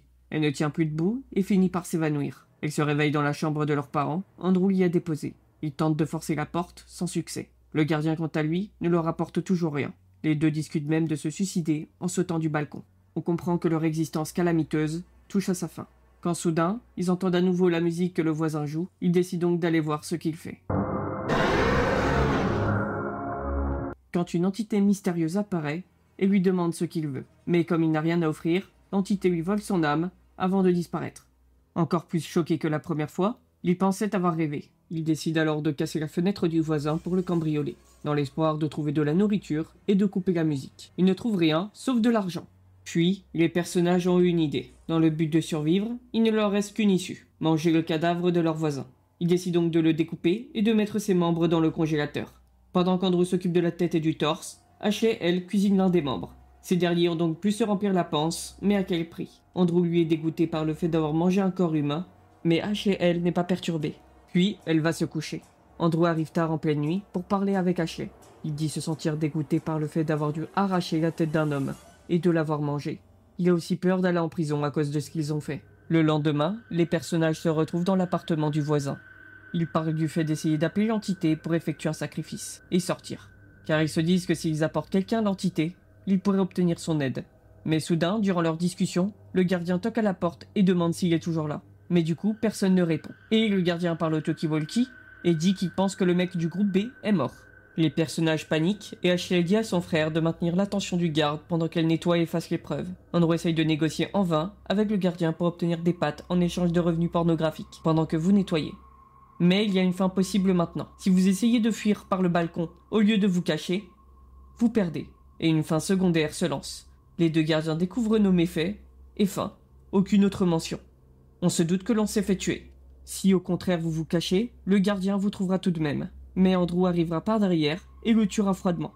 D'ailleurs, anecdote, Andrew aurait aimé faire souffrir le gardien davantage avant de le tuer, car il avait remarqué que le gardien reluquait sa sœur. Ils s'apprêtent tous deux à sortir, mais ils finissent par se disputer car Andrew a peur qu'Ashley fasse une connerie pendant leur fugue, et qu'elle gâche tout. Donc ce dernier la menace de la tuer si elle fait une connerie qui la met dans la merde. Cette dernière n'apprécie pas du tout cette remarque et ne se laisse pas du tout faire. Mais Andrew semble se ressaisir et s'excuse car il dit avoir été trop loin. Puis ils quittent cet appartement ensemble et se retrouvent enfin dans le couloir. Il y a des notes à chaque appartement. Ce sont les groupes sanguins de chaque occupant. Et aussi une croix sur certaines notes. À mon avis, cela symbolise si la personne est morte ou pas. Dans l'appartement 401, un bureau de surveillance a été placé. Il y a des documents sur les ventes et acquisitions d'organes. Et une note qui dit que les groupes AB n'auront plus de nourriture. Car si vous ne le savez pas, les personnes du groupe sanguin AB ont généralement moins de valeur comme donneurs, mais elles peuvent en avoir beaucoup plus comme receveurs. Donc, pour un trafic d'organes, ils sont moins importants. Sans doute un changement, car ils avaient de la nourriture avant. Un moniteur de surveillance, avec aussi un garde armé. Et une clé pour l'appartement 302. Ils s'y rendent pour demander à l'habitante si elle veut sortir avec eux. Mais cette dernière, contre toute attente, les envoie chier. Car dans tous les cas, elle a tout ce qu'elle veut ici. Ashley répond que c'est probablement parce que ces dernières se prostituent auprès des gardiens. Puis ces dernières les chassent de son appartement. Nos deux diaboliques protagonistes préparent un plan pour se débarrasser du garde armé. Ils vont préparer le rituel, puis prendre la femme du 302 en otage pour qu'elle attire le garde armé dans l'appartement de leur voisin. Avec le talkie-walkie du garde qu'Andrew a tué, ils ont dit à la femme de dire qu'ils vont simplement faire un plan à 3 dans l'appartement du voisin. Cette dernière s'exécute et Ashley fonce pour allumer la musique. Et à l'instant où elle active la musique, l'entité apparaît instantanément, avant qu'elle ne dise un mot. Puis le gardien arrive et Ashley offre son âme à l'entité. Cette dernière lui donne un cadeau qui lui permet d'avoir des rêves prémonitoires. Et l'entité appelle Ashley âme de goudron, puis s'en va. Elle prend ensuite les clés du gardien et son arme, et descend dans le but de mettre une balle à la dame du 302. Pendant ce temps, au même moment, Andrew relâche la dame du 302, car il pensait que cette dernière ne ferait rien avec son hachoir. Mais elle court vers le pistolet à clous. Andrew l'attrape, l'allonge sur le lit et la tue. Ashley arrive entre-temps dans l'appartement et est déçu de ne pas pouvoir la tuer. Mais une dispute entre les deux se met en place. Ashley accuse Andrew d'avoir voulu tuer la voisine, car cette dernière aurait refusé ses avances, ce qui est faux. Puis Ashley, au fur et à mesure de la dispute, pète un câble à cause de ses manques affectifs. Puis Andrew craque et menace de la tuer. Mais finalement, il ne le fait pas et propose de plutôt abandonner leurs surnoms respectifs. Car Ashley appelle constamment Andrew Andy et il n'aime plus ce surnom. J'expliquerai pourquoi plus tard. Même avant d'avoir tous ces indices et de pouvoir avoir leur histoire dans l'ordre chronologique, on peut comprendre que tous les personnages sont très perturbés. Puis, après leur dispute fraternelle, ils prennent le pistolet à clous et le tapis du second étage pour descendre au premier, donc au rez-de-chaussée. Ces derniers attendent ensuite le bus pour partir le plus loin possible de l'appartement. On comprend qu'Ashley est plutôt contente de la situation, car à cause du bordel dans lequel ils sont, Ashley voit le talisman comme un moyen pour qu'Andrew reste avec elle pour toujours. Vu que maintenant elle peut voir le futur, ce qui leur permet d'éviter tout potentiel danger futur. On arrive au chapitre 2. Ils ont tous deux pris un motel et vont dîner dans un petit restaurant à côté. Soudain, Ashley se rend compte qu'elle oublie le pistolet dans leur chambre. Ils y retournent pour le récupérer et le mettre en sécurité. Pendant qu'Ashley cherche son arme et fait une machine, Andrew, lui, regarde la télévision. Une publicité pour Toxic Soda passe à l'écran. Pour rappel, c'est le nom de l'entreprise du chirurgien. Une fois qu'Ashley a retrouvé son pistolet, elle reprend son occupation favorite, tester la patience de son frère en l'appelant Andy, le surnom qu'il déteste par-dessus tout. J'expliquerai plus tard pourquoi Andrew déteste ce surnom et pourquoi Ashley l'adore à ce point. Ashley part ensuite se coucher, tandis qu'Ashley s'endort sur le canapé. Mais ces nuits-là, Ashley fait un rêve prémonitoire. Une personne pénètre dans la chambre pendant leur sommeil et les égorge. Paniquée, elle réveille Andrew et lui explique la situation rapidement et lui dit qu'il faut partir. Ils décident donc alors d'aller se cacher près du restaurant. Ils attendent longtemps jusqu'à ce qu'une personne arrive. Elle porte la même tenue que le cultiste rencontré dans l'appartement. Andrew a alors la bonne idée de le suivre. C'est à ce moment-là qu'on incarne Andrew pour la première fois. On espionne le cultiste pendant que notre sœur surveille le parking, au cas où quelqu'un arriverait. Si l'on tente d'entrer en utilisant le code, on se fait refuser l'accès par les autres cultistes, faute de porter une tenue adéquate. Finalement, Andrew trouve par hasard la clé alors qu'il était en train de fumer. On s'infiltre alors par la cuisine, on retire quelques gobelets du chariot et on s'enroule dans un rideau pour se camoufler. De là, on assiste à un rituel. Le chef du culte essaye d'invoquer une entité appelée Seigneur Inconnu. On pourrait croire qu'il s'agit de l'entité du début du jeu, mais non, c'est celui qu'Andrew a rencontré lors de son enfance. Ma théorie sur le chef du culte, je pense qu'il a, comme Andrew, déjà rencontré le Seigneur Inconnu, et qu'il a été marqué par lui. Il l'a peut-être même invoqué plusieurs fois par le passé. S'il tente de l'invoquer aujourd'hui, c'est sans doute pour sacrifier tous les autres cultistes et obtenir quelque chose de lui. Mais, à mon avis, il ne comprend pas pourquoi il n'y parvient plus. La raison serait donnée plus tard, dans le chapitre 3. Le Seigneur Inconnu explique qu'avant il était plus petit, mais qu'à force d'absorber beaucoup d'âmes, il a grandi, et il ne peut plus être invoqué dans les petits cercles. Comme on voit dans le chapitre 3, il faut désormais un cercle bien plus grand pour réussir l'invocation. Donc le chef du culte échoue tout simplement parce que son cercle est trop petit. Mais ça, il ne le sait pas. On verra si ma théorie se confirme dans le chapitre 4, puisque les deux protagonistes retournent à cet endroit dans le chapitre final de la fin d'Ikei. Donc l'invocation échoue, et on retourne voir notre sœur. Puis quand on arrive, le tueur arrive aussi. Il entre dans notre chambre comme si c'était la maison de son père. Nos deux protagonistes ont déjà compris deux choses. De un, cette personne les traque. Et de deux, s'ils veulent éviter de passer leur vie à regarder par-dessus leur épaule, ils doivent s'en débarrasser cette nuit. En plus, ils n'ont plus beaucoup d'argent et doivent économiser. Donc ils ne peuvent pas se permettre de laisser leurs vêtements dans la chambre d'hôtel. D'après Ashley, c'est sans danger, car dans son rêve, l'agresseur utilise un couteau. Il veut donc agir discrètement. Donc peu de chance qu'il attaque maintenant, car elle dit avoir réfléchi à ce genre de choses. On comprend qu'Ashley a déjà réfléchi à la question de ce qu'elle ferait si un jour elle devait tuer quelqu'un. Ils rentrent donc dans leur chambre, comme si de rien n'était. Si vous regardez dans le placard, c'est la fin. Ashley se fait trancher la gorge, et Andrew se fait tuer à son tour. Mais Ashley, qui se doute qu'il est dans le placard, ne va pas regarder dedans, et plutôt prendre ses affaires dans la machine à laver, pendant qu'Andrew reste à l'entrée, la porte de la chambre grande ouverte pour intimider le tueur. Ils annoncent ensuite qu'ils vont se promener seuls dans la forêt, en espérant que ce dernier les suive. Une fois cachés, ils attendent que le tueur se pointe. Il entre bien dans la forêt, mais reste en embuscade, sans s'approcher d'eux. Ashley a alors une autre idée. Elle donne son arme à son frère et fait semblant de jouer à cache-cache. Puis elle s'enfuit et va se planquer au hasard, avec un faible risque de tomber sur la cachette du tueur, ce qui, heureusement pour elle, n'arrivera pas. De cette manière, Andrew peut chercher librement dans la forêt sans que le tueur ne se doute de quoi que ce soit. Il finit par le trouver, et là, un choix se présente. Réagir dans la panique étirée, Andrew vide tout le chargeur, ce qui vous prive de la fin impasse et shot and such dans le chapitre 3. Gardez son calme et tirez. Il ne tire qu'une seule balle précise et en pleine tête, ce qui vous permet de conserver le pistolet et d'avoir accès à toutes les autres fins pour le moment. Et vous récupérez ensuite les clés de sa voiture, et à l'intérieur, vous trouverez une lettre qui lui demande de vous tuer. On comprend qu'il s'agissait d'un tueur à gages envoyé par la compagnie des eaux Eau Marron Brune, la société sœur de Toxic Soda, qui semble vouloir corriger les erreurs de ses complices. Fort heureusement pour vous, ces derniers avaient demandé aux tueurs de ne surtout pas les recontacter une fois le travail accompli. Ashley en déduit qu'ils avaient probablement engagé un seul tueur à gages, car elle ne pense pas qu'elle soit assez important pour qu'on en engage deux, juste pour leurs beaux yeux. Elle propose ensuite à Andrew d'aller chez leurs parents pour les cambrioler, car Ronnie aurait hérité des bijoux d'une de leurs grand-mères. Comme leur mère ne peut les revendre, elle suggère qu'ils aillent les chercher pour les vendre eux-mêmes.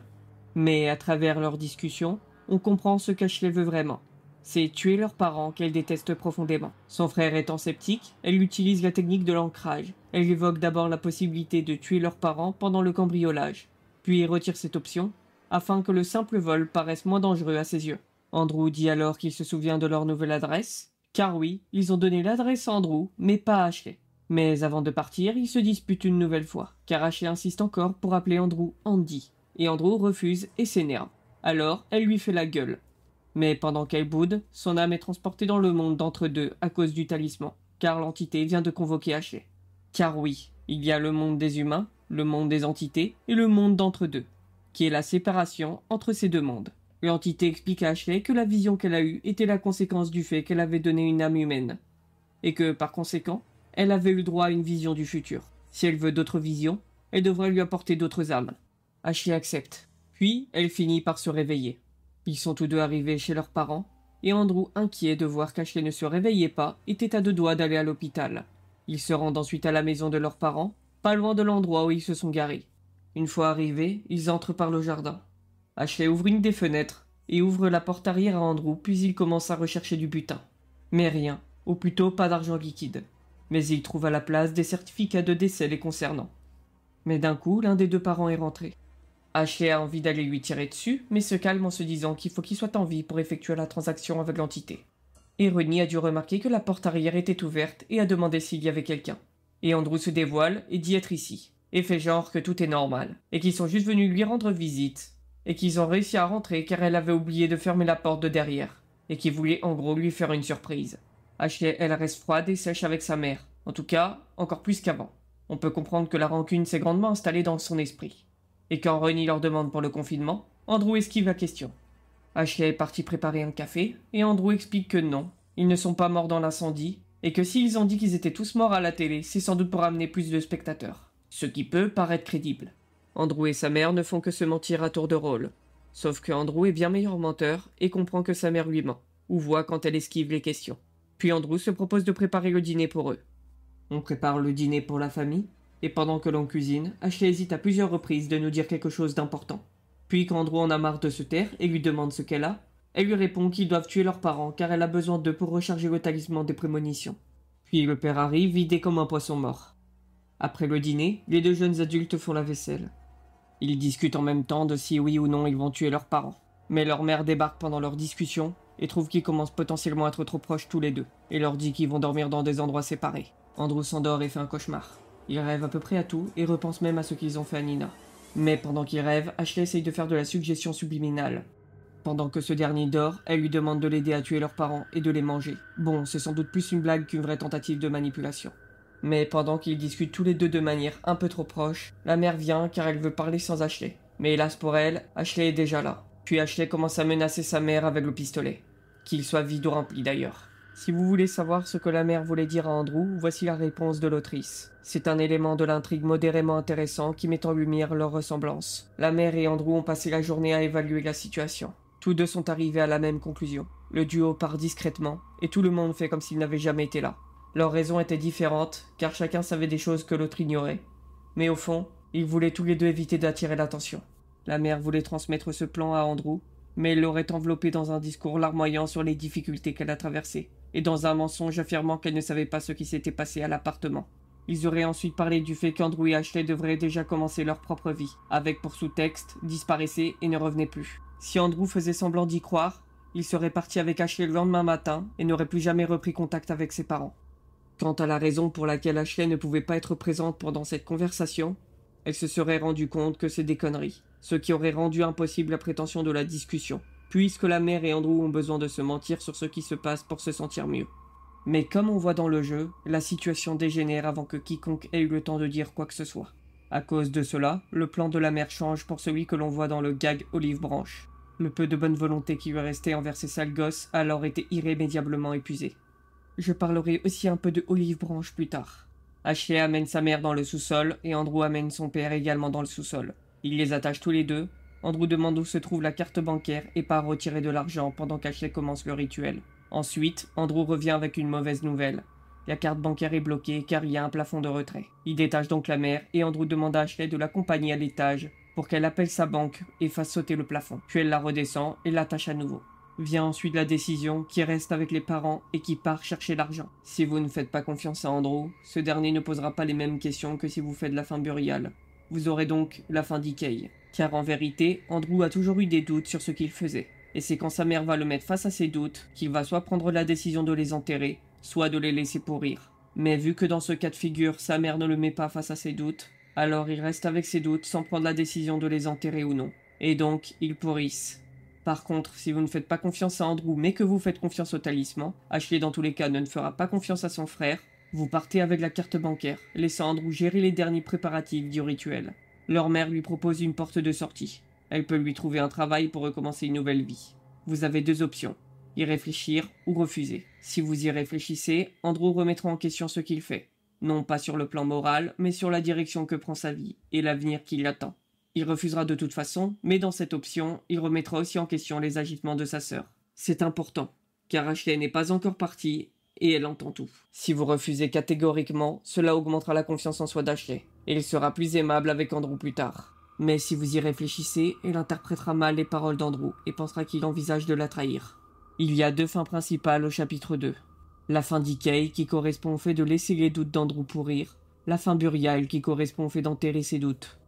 Si vous enterrez vos doutes, Ashley revient de bonne humeur et lance une blague, pour mettre tout le monde encore plus mal à l'aise dans une situation déjà tendue.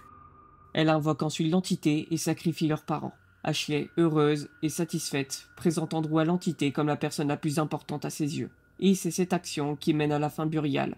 L'entité leur propose que la prochaine fois qu'ils se reverront, il les invitera tous les deux dans son royaume. Alors qu'ils s'apprêtent à faire disparaître les corps, Andrew remarque que leurs parents respirent encore. On comprend ainsi que dans le chapitre 1, lorsque le cultiste a été mangé, il était encore vivant lorsqu'ils l'ont démembré, car la privation d'une âme provoque plutôt une sorte de coma. Pendant qu'Andrew réfléchit à quoi faire, son idée étant de remettre leurs parents dans leur lit et de les laisser mourir de faim. Ashley les tue d'un coup de couteau, pensant faire plaisir à son frère. Ils doivent donc se débarrasser des corps. Andrew les vide de leur sang, pendant qu'Ashley le déverse dans l'évacuation. Mais celle-ci est bouchée, et le sang se répand partout. Il tente de déboucher avec du bicarbonate de soude et du vinaigre. Mais c'est insuffisant. Pendant qu'il travaille, elle l'appelle encore Andy. Mais cette fois-ci, Andrew répond avec humour et la menace avec ce qui bouchait l'évacuation. Ils démembrent ensuite leurs parents calmement. Mais Ashley remarque quelque chose qui la dérange. Andrew est trop calme, trop confiant. Car cette fois-ci, Andrew voit que la situation entre lui et sa sœur s'améliore et il regagne de l'espoir. Comme déjà dit, Ashley n'a pas confiance en elle, ni en Andrew.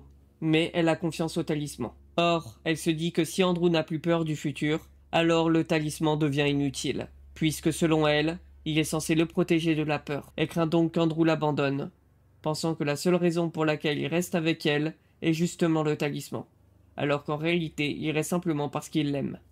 Ashley fait fondre le corps, mixe les organes dans l'évier, retire la peau des visages, référence à Massacre à la tronçonneuse, puis décide de cuisiner une soupe avec la chair de leurs parents, et les mange avec Andrew qui fait un effort pour elle, car elle en a précédemment fait pour lui. Il récupère les restes brûlés, retire les dents des têtes pour éviter l'identification, nettoie la cuisine, jette les dents dans les toilettes, et met le tout dans un sac plastique pour jeter à la mer façon Dexter. Ashley veut avoir un rêve prémonitoire pour voir s'ils ont d'autres soucis à craindre. Andrew aussi veut en avoir un, mais Ashley refuse, car si Andrew utilise le talisman, elle craint de devenir inutile à ses yeux. Ils trouvent finalement un accord, essayez d'avoir un rêve prémonitoire tous les deux. Dans le rêve, 2 options s'offrent à vous. Dans la fin Burial scène, Ashley attrape des âmes et l'une d'entre elles est celle de son frère. Mais elle ne l'attrape pas. On comprend qu'Andrew a été dissocié de son corps. Ils vont ensuite jeter leurs parents à la mer. Mais avant de monter dans la voiture, le sac se déchire et les têtes des parents roulent sur le sol. Andrew gueule un peu et Ashley va les chercher. Puis ils arrivent à un pont au-dessus de la mer. Cette fois, ils semblent mieux s'entendre. Même si Ashley reste inquiète du manque de stress de son frère. Alors qu'elle, au contraire, stresse encore plus. Ils prennent ensuite la voiture pour retourner au début du chapitre 2, au motel, là où se trouvait le culte. Fin Burial Maxen, vous avez une vision où Andrew et Ashley ont des rapports sexuels. Au réveil, Ashley n'est pas dérangée, estimant qu'ils ont déjà fait pire ensemble, alors qu'Andrew est profondément mal à l'aise, dégoûté de lui-même et dans le déni. Le jeu confirme d'ailleurs ses pensées Maxen envers sa sœur. Tu es frappé par l'envie de serrer cette pute maussade dans tes bras et de la faire rester jusqu'à ce qu'elle sourie. Mais tu repousses une telle idée au fin fond de ton esprit, où elle pourrira avec le reste des idées que tu aurais souhaité ne jamais avoir. La différence entre ces 2 fins, c'est que dans la fin scène, Andrew n'a pas réussi à s'endormir, et donc c'est uniquement une vision pour Ashley. Alors que dans la fin Maxen, il s'est endormi avec elle, et la vision change car c'est une version en duo. Dans cette version, ils jettent les cadavres de leurs parents à la mer, mais se montrent bien plus complices et font des blagues.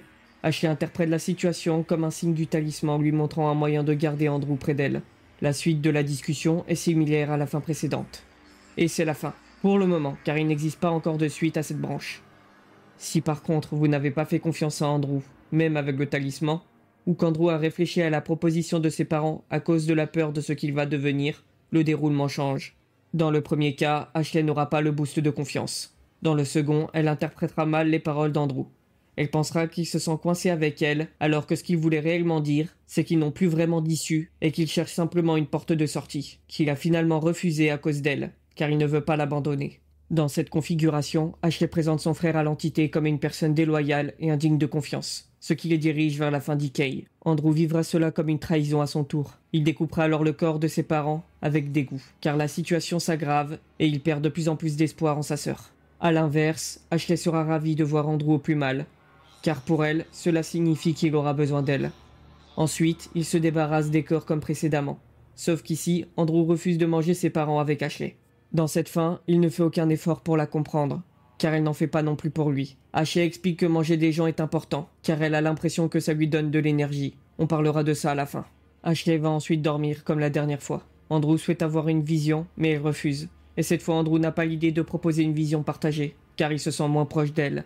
Dans sa prémonition, Ashley est poursuivie par une entité inconnue qui semble lui vouloir du mal. Mais à la fin de la poursuite, elle découvre que cette entité est son frère, qui veut la tuer pour une raison qu'elle ignore. Il existe plusieurs façons de résoudre le conflit dans ce rêve. Soit Ashley tire sur Andrew et le tue, soit elle se laisse tuer. Si elle n'a pas le pistolet chargé, elle se fera tuer.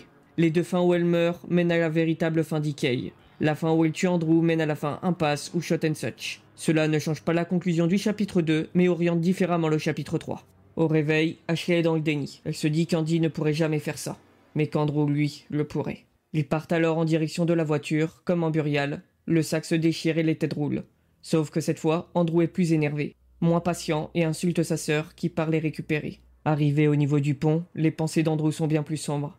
Il semble vouloir se battre avec Ashley ou lui faire du mal. Il envisage même de la frapper ou de l'enfermer dans le coffre de la voiture, pour se jeter dans la mer avec elle et qu'ils meurent tous les deux. Ashley parvient à désamorcer la situation et ils repartent, sans vraiment savoir où aller.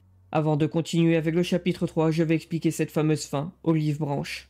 Je vais rapidement préciser en quoi cette fin consiste.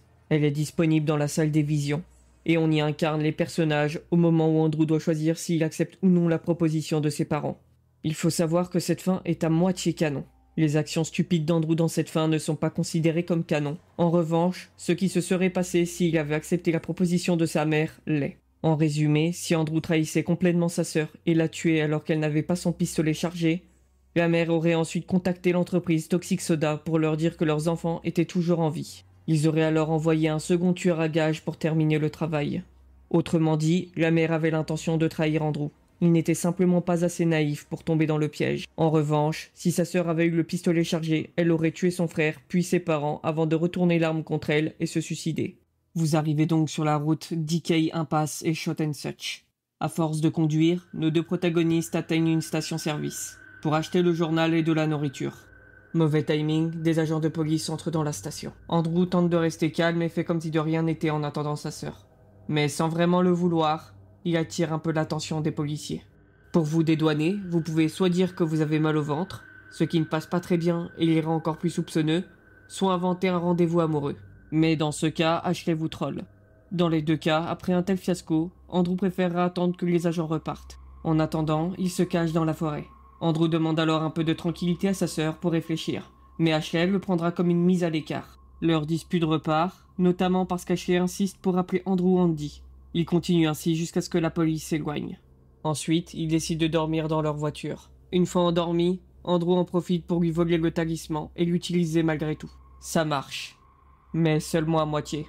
L'entité lui explique qu'il n'était pas censé être là, ni utiliser l'artefact sans sa sœur. S'il veut avoir une vision, il doit le faire avec elle, comme dans la fin Burial. Résultat, il ne peut plus se réveiller, et d'autres âmes essayent de s'en prendre à lui. Mais cela ne l'empêche pas d'avoir une vision. Il se voit en train de tuer et démembrer sa sœur. De son côté, Ashley se réveille, se rendant compte que son frère lui a volé le talisman, et elle n'arrive pas à le tirer de son sommeil. Elle décide alors d'aller le chercher elle-même en utilisant le talisman. L'âme qui attrape celle d'Andrew et celle d'Ashley. Ils finissent par discuter de leurs visions respectives. Ashley explique ce qu'elle a vu, ce qui corrobore avec la vision d'Andrew. Mais quand Andrew lui demande comment cela s'est terminé, Ashley a la mauvaise idée d'avouer qu'elle lui a tiré dessus. Andrew est choqué. Il ne pensait pas que sa sœur serait capable de le tuer. Ashley insiste. Elle est certaine que l'un va finir par tuer l'autre, mais ce ne sera pas elle qui se fera tuer. En dernier recours, elle tente une ultime méthode pour convaincre Andrew d'accepter de devenir Andy. À ce moment-là, le joueur fait face à un choix crucial. Rester Andrew ou devenir Andy. Il est maintenant temps d'expliquer cette dualité. Comme déjà dit, Andrew utilise principalement des façades sociales pour communiquer avec les autres. Andy est simplement la façade qu'il utilisait enfant pour faire plaisir à sa sœur. Selon moi, il s'est inspiré de la personnalité de son père pour créer Andy, car Andy et le père sont pratiquement identiques. A l'inverse, la personnalité Andrew est davantage inspirée par leur mère. Et sa vraie personnalité est similaire à celle d'Andrew, mais sans les restrictions qu'il se met d'habitude. Les seules fois où on entrevoit ce vrai Andrew, c'est à chaque fin du chapitre 3, on voit bien que cette personnalité est similaire à celle de sa mère, mais débarrassée des limites sociales qu'il s'impose d'ordinaire. C'est pour cela qu'Ashley adore la personnalité Andy, mais rejette Andrew. Andrew lui rappelle trop leur mère, qu'elle déteste. A l'inverse, Ronnie aime bien Douglas. Ashley est aussi très similaire à leur mère, mais sur d'autres points. Andrew a comme point commun avec sa mère le mensonge et la façade sociale, et par rapport à Ashley, elles veulent toutes les deux un homme qu'elles peuvent facilement contrôler et manipuler. Donc Ashley préfère naturellement Andy car Andy est similaire à Douglas. Il s'agit d'un parallèle entre Ronnie et Ashley, et non, Andrew n'a pas un trouble dissociatif de la personnalité comme certains semblent le croire. Mais voilà, on va d'abord expliquer ce qui se passe si vous choisissez Andy. Andrew adoptera alors un comportement similaire à celui qu'il avait quand il était enfant. Il ne cherchera plus à contredire Ashley et la laissera faire tout ce qu'elle veut. Il cherchera en gros la facilité. Pendant leur discussion, une famille de campeurs arrive et leur demande s'ils peuvent camper, sachant que les employés ne sont plus là et qu'ils ne peuvent pas payer. Andrew leur dit que ce n'est pas grave, qu'ils pourront sûrement régler demain. Les campeurs partent donc s'installer. Ashley propose alors de sacrifier les campeurs pour réobtenir des charges pour le talisman. Il commence à préparer le rituel. Ensuite, Andrew demande à Ashley de ne pas tuer les campeurs, mais de les laisser mourir mystérieusement de faim afin que cela paraisse plus crédible. Sauf qu'elle ne prend pas la demande au sérieux car cette demande vient d'Andy et non d'Andrew. On attire donc les campeurs, puis on invoque l'entité. Mais il demande à l'entité d'attendre un peu car il reste un enfant. Ashley envoie Andrew le chercher, sauf que l'enfant, ayant assisté au rituel, réussit à appeler la police. Alors Andrew casse la vitre de la voiture, et pour ne pas laisser de témoins, tue l'enfant. Petit détail que peu de joueurs connaissent, on peut aussi choisir de simplement partir et de laisser le gamin dans la voiture. Cela ne change rien à l'histoire, mais c'est amusant de noter que presque personne ne le savait. Quand Andrew revient, Ashley a déjà commencé à cuire le corps d'un des campeurs en faisant griller des marshmallows avec l'entité. Andrew, paniqué, explique qu'il a tout raté et que la police arrive. Mais l'entité leur rappelle le pacte. Il leur faut une troisième âme, sinon il prendra celle d'Andrew. Ashley s'énerve immédiatement, puis réfléchit et propose à l'entité l'âme d'un des policiers en échange. L'entité accepte.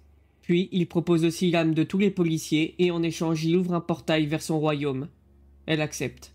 Une fois arrivé dans le royaume d'entre-deux, Andrew craque et demande à Ashley si pour elle c'est normal de le traiter comme ça. De ne jamais l'écouter alors qu'il fait des efforts. Ashley ne semble pas comprendre. Ils continuent leur chemin, et elle recroise à nouveau les mêmes lieux que dans son rêve. On comprend que le futur a changé. Mais un problème persiste. L'entité refuse toujours d'accepter Andrew dans son royaume, car il n'a pas confiance en lui et que dans son pacte, il ne parlait que d'Ashley. Ashley propose alors un autre pacte, qu'Andrew lui aussi puisse venir dans le royaume, mais que s'il fait quelque chose qu'il ne faut pas, l'entité prendra son âme. L'entité accepte. Andrew, lui, n'a pas donné son avis. Mais ce n'est pas nécessaire pour conclure un pacte. Il suffit que l'entité et celui qui propose soient d'accord. Ensuite, ils entrent dans le monde de l'entité. Ashley lui fournit des âmes, on comprend que c'est devenu son nouveau travail, et Andrew reste constamment dans sa niche à ne rien faire. Andrew est devenu le petit chien d'Ashley. Elle le sort quand elle veut jouer, puis elle le remet dans sa niche quand elle s'en va. C'est la fin où Ashley gagne et obtient tout ce qu'elle voulait. Andrew, lui, ne peut plus s'échapper, il reste enfermé avec elle pour toujours. Toujours là quand elle a besoin de lui. En réalité, c'est lui qui a fini piégé dans le cercueil. Maintenant, voyons voir ce qui se passe si vous choisissez Andrew au lieu d'Andy. Ce dernier s'énerve, met son doigt dans son œil et la menace de ne plus jamais refaire ça. Ashley lui répond « Tu ne me fais pas peur, Andy ». En réaction, Andrew lui met une gifle et lui dit clairement « C'est Andrew, pas Andy ». Ashley est d'abord sous le choc, car c'est la première fois qu'il lève la main sur elle. Mais elle ne perd pas le nord et tente de le manipuler pour le calmer. Elle lui promet de faire un effort, d'être meilleur. Mais cette fois, Andrew ne tombe pas dans le panneau et l'envoie se faire voir. Ensuite, il se passe la même chose avec les campeurs. Car oui, même si dans la fin où Ashley gagne, Andrew ne s'oppose pas à elle, dans cette fin-là, il la suit car il est d'accord avec elle. Cela montre bien que dans tous les cas, cela ne dérange pas Andrew de supprimer une famille entière. Pendant qu'il prépare le rituel, Ashley parle de quelque chose qui la tracasse avec Andrew. Elle explique que s'il l'a frappé une fois, il y a de grandes chances qu'il recommence. Andrew lui répond que si elle se calme, il ne recommencera pas. Alors elle dit qu'elle devrait peut-être le quitter. Mais Andrew, étant quelqu'un d'en réalité aussi toxique qu'elle, lui répond « Vas-y, quitte-moi ». Il dit ça car il sait très bien qu'elle ne pourra pas. car elle a psychologiquement besoin de lui. Andrew demande une nouvelle fois à Ashley de ne pas les sacrifier. Mais cette fois-ci, Ashley se révolte et lui dit de ne pas lui donner d'ordre. Et lui dit « Je te rappelle que j'ai une arme chargée ». Andrew lui répond que si elle continue, il lui prendra son arme. Elle rétorque que s'il essaye, il verra ce qui se passera. Ils invoquent alors l'entité. Comme toujours, Ashley fait ce qu'elle veut. Mais cette fois, ce n'est pas Andy, c'est Andrew. Et lui ne va pas se retenir. Il va vriller et chercher à tuer sa sœur pour mettre fin à ce cauchemar. Il la pourchasse dans le monde de l'entre-deux. Vous attrapez Ashley, Andrew la tue. Avant de se suicider, l'entité apparaît et l'appelle sous le nom de future âme de Goudron. L'entité, voyant qu'il ne pourra rien faire d'Andrew, s'en va. Puis Andrew prononce une phrase très dérangeante, laissant sous-entendre de la nécrophilie sur le cadavre de sa sœur. Puis il met fin à ses jours. Si vous n'attrapez pas Ashley, l'entité intervient à temps. Ashley supplie l'entité d'arrêter Andrew, et en échange, elle promet de tout faire. Ashley devient alors la servante de l'entité. L'entité dissocie le corps et l'âme d'Andrew. Il transporte son corps inconscient dans son royaume, l'enferme dans une pièce, puis remet son âme dans son corps. Andrew parvient à se libérer et en tentant de s'enfuir, libère par erreur les autres âmes enfermées dans le garde-manger de l'entité. D'ailleurs, pour l'anecdote, l'une d'entre elles est la mère et le père. Mais ces méfaits sont rapidement découverts par Ashley et l'entité.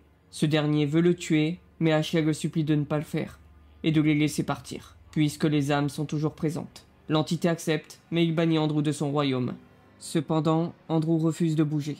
Ashley panique et ne sait plus quoi faire. Elle demande alors de l'aide à l'entité, qui accepte à contre-cœur, car il ne veut plus voir Andrew. Andrew se réveille dans un appartement, la cheville attachée à une chaîne. On comprend que l'entité a de nouveau dissocié son âme et son corps. Ashley, grâce à un cercle d'invocation tracé par un cultiste, a offert l'âme de ce dernier à l'entité, puis récupéré le corps d'Andrew, qu'elle a attaché. L'entité a ensuite replacé l'âme d'Andrew dans son corps. Et les revoici tous les deux à la case départ. Et même pire que le départ, vu que leur relation est au plus mal. Puis Ashley part et laisse seul son frère. Pendant qu'elle est partie, on peut essayer d'appeler la police. Sauf que la police ne nous croit pas. Du coup, pour faire passer le temps, Andrew se bourre la gueule. Quand Ashley revient, elle revient avec du tabac. Andrew s'énerve car il se rend compte d'une chose. Ashley écoute l'entité alors que lui, elle ne l'écoute pas. Ce qui le rend malade. Andrew insiste pour qu'Ashley le libère, mais elle refuse. Alors il s'énerve de plus en plus et lui met un coup de poing. Mais pendant la bagarre, la police vient frapper à la porte, car les voisins se sont plaints. Andrew réussit à faire partir les policiers avec une longue liste de mensonges. Par contre, si vous n'arrivez pas à convaincre la police, alors ces derniers vous suspectent et veulent vous amener au commissariat pour retrouver qui vous êtes. Sauf qu'Ashley refuse, sort une arme et cherche à les tuer. Sauf qu'elle rate son tir, alors qu'ils sont à 1 mètre. Puis Andrew et sa sœur stupide se font arrêter. Leurs crimes sont découverts et ils sont tous deux exécutés. Mais sinon, la police part. Andrew essaye de convaincre sa sœur de le détacher à nouveau, mais sans succès. Puis elle part se coucher. Pendant la nuit, Andrew entend Ashley pleurer. Elle dit avoir eu une autre vision, une autre où Andrew essaye de la tuer, avec une poêle à frire, car il s'était engueulé à propos de l'ex d'Andrew. Retenez bien ça. Et elle remet une nouvelle fois la faute sur Andrew, en disant qu'elle n'a rien fait de mal dans la vision, car elle semble incapable de comprendre le mal qu'elle fait. Puis elle craque à son tour. Elle en a marre d'avoir des visions où Andrew essaye de la tuer, et qu'elle veut retourner à l'époque où ils étaient tous deux enfants, et que tout allait bien selon elle. Sauf qu'Andrew dit qu'il n'était pas plus heureux à cette époque que maintenant, et qu'il n'a jamais vraiment été heureux, et qu'il lui a fallu beaucoup de temps pour commencer à l'apprécier quand ils étaient petits. Ashley ne savait pas ça, même si elle s'en doutait. Alors si, dans leur enfance, Andrew a bien dit qu'il ne l'aimait pas, mais ils l'ont sans doute oublié car c'était il y a longtemps. Et Andrew lui avouera, et ce sera une des rares fois où il sera vraiment honnête, même s'il n'aime pas sa vie, et qu'il a mis beaucoup de temps à l'apprécier, les seuls bons moments qu'il a, c'est avec elle. Puis ils se racontent tous deux des moments où ils se sont sentis heureux ensemble. On se rend compte qu'il y a eu peu de moments, car ils ont cité très peu d'exemples. Puis Ashley retourne se coucher. Andrew se rend compte d'une chose, que sa relation avec elle est très dangereuse. Parce qu'il se rend compte qu'il pourrait trop facilement tout lui pardonner, et qu'il est trop faible mentalement quand il s'agit d'elle. Et qu'il faut qu'il parte, mais pas que pour lui, mais pour elle aussi. Car si jamais il lui pardonne, ils redeviendront à nouveau très proches, puis elle recommencera, car être comme ça c'est dans sa nature. Et il la frappera à nouveau, voire pire, car il n'arrive plus à faire preuve de patience avec elle. Donc il est à présent déterminé à partir le plus vite possible. Quand le policier voulait vérifier qu'il respirait encore hier, il l'a bougé. Et il l'a sans doute tué sans faire exprès. Andrew cache alors son cadavre dans le frigo. Andrew a ensuite une idée. Il appelle Julia pour lui dire qu'il a besoin d'aide, car un ami à lui a fait une mauvaise blague. Il arrive à la convaincre de venir, en jouant la carte de la vérité et de la sincérité. Elle lui amène des outils, puis pendant qu'il va chercher de l'argent pour la rembourser, elle va aux toilettes. Puis il lui propose de lui offrir un verre. Enfin sortie, Andrew lui demande si elle accepterait qu'ils se remettent à nouveau ensemble. Sauf que contre toute attente, elle refuse. Et en titre d'explication, elle lui donne une lettre qu'elle voulait lui envoyer, mais elle n'a pas réussi, car cette lettre était trop méchante, et qu'elle ne pense plus les mots qu'elle a écrits. Mais que cette lettre l'aiderait à la comprendre. Cette lettre, la voici. Cher Andrew, je t'ai beaucoup aimé. Ça m'a pris longtemps d'avoir le courage de rompre avec toi. Et ça m'a plus fait mal que quoi que ce soit. Aujourd'hui, j'apprends que ton appartement a pris feu. Mais je n'ai toujours pas de tes nouvelles. Je ne sais pas si tu es encore en vie. Il y a une partie horrible, non, affreuse au fond de moi, qui est soulagée du fait que tu sois peut-être mort. Je crois t'aimer, Andrew. À chaque fois qu'on se voyait, je ressentais des papillons.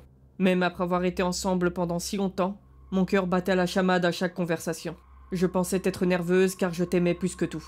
Mais quand j'ai réfléchi, je n'étais pas nerveuse. Andrew, j'étais anxieuse.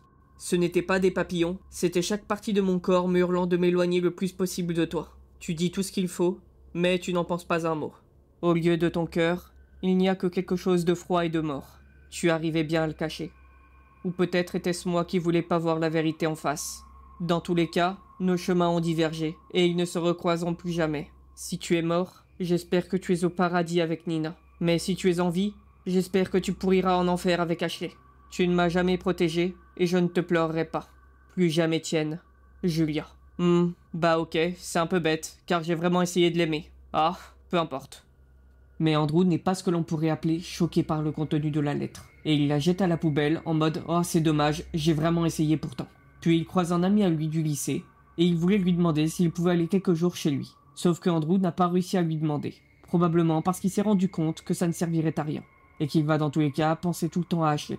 Et qu'il sera constamment inquiet pour elle. Alors il décide plutôt de rentrer chez lui. Ils se sont disputés toute la journée, et Andrew était en train de devenir une sorte d'alcoolique. Et il commence petit à petit, laisser ses pensées de plus en plus sombres prendre le dessus.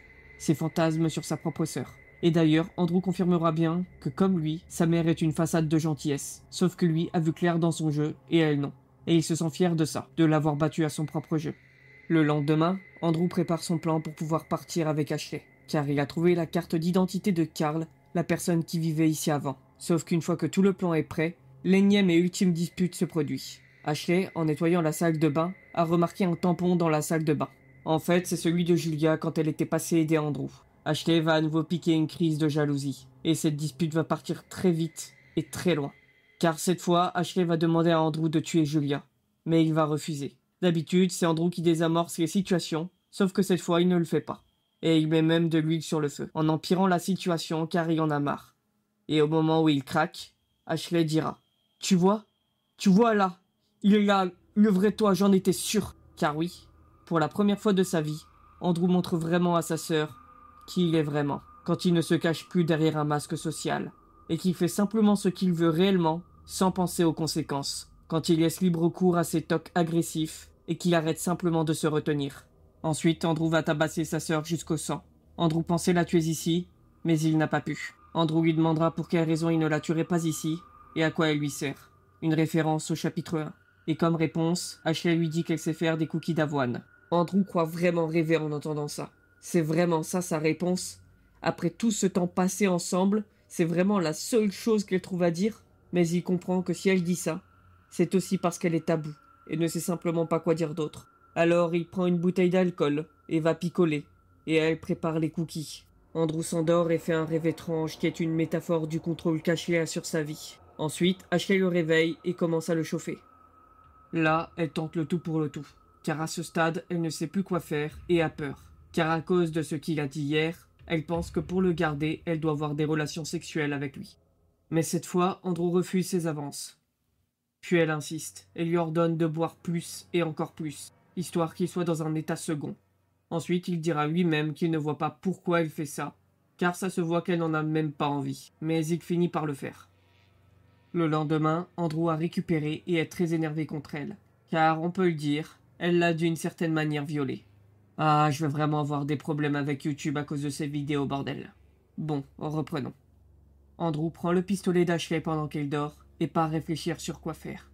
Puis quand elle vient, il lui dit que si la situation était inversée, lui serait en prison.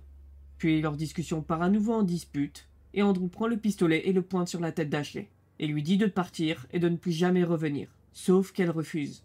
Elle est incapable de partir, même directement menacée par une arme à feu. Puis quand on pensait qu'Andrew allait la tuer, non, il ne le fait pas. Lui non plus n'en est pas capable, car la dernière fois c'était un coup de sang qu'il est incapable de retrouver. Il le dit lui-même, il voudrait être capable de la détester, mais il n'y arrive tout simplement pas. Et Ashley lui fait une proposition surprenante. Elle lui demande si ça lui dirait qu'ils sautent tous les deux par le balcon, qui est encore une référence au premier épisode. Sauf que Andrew rigole en disant qu'ils n'ont plus de balcon.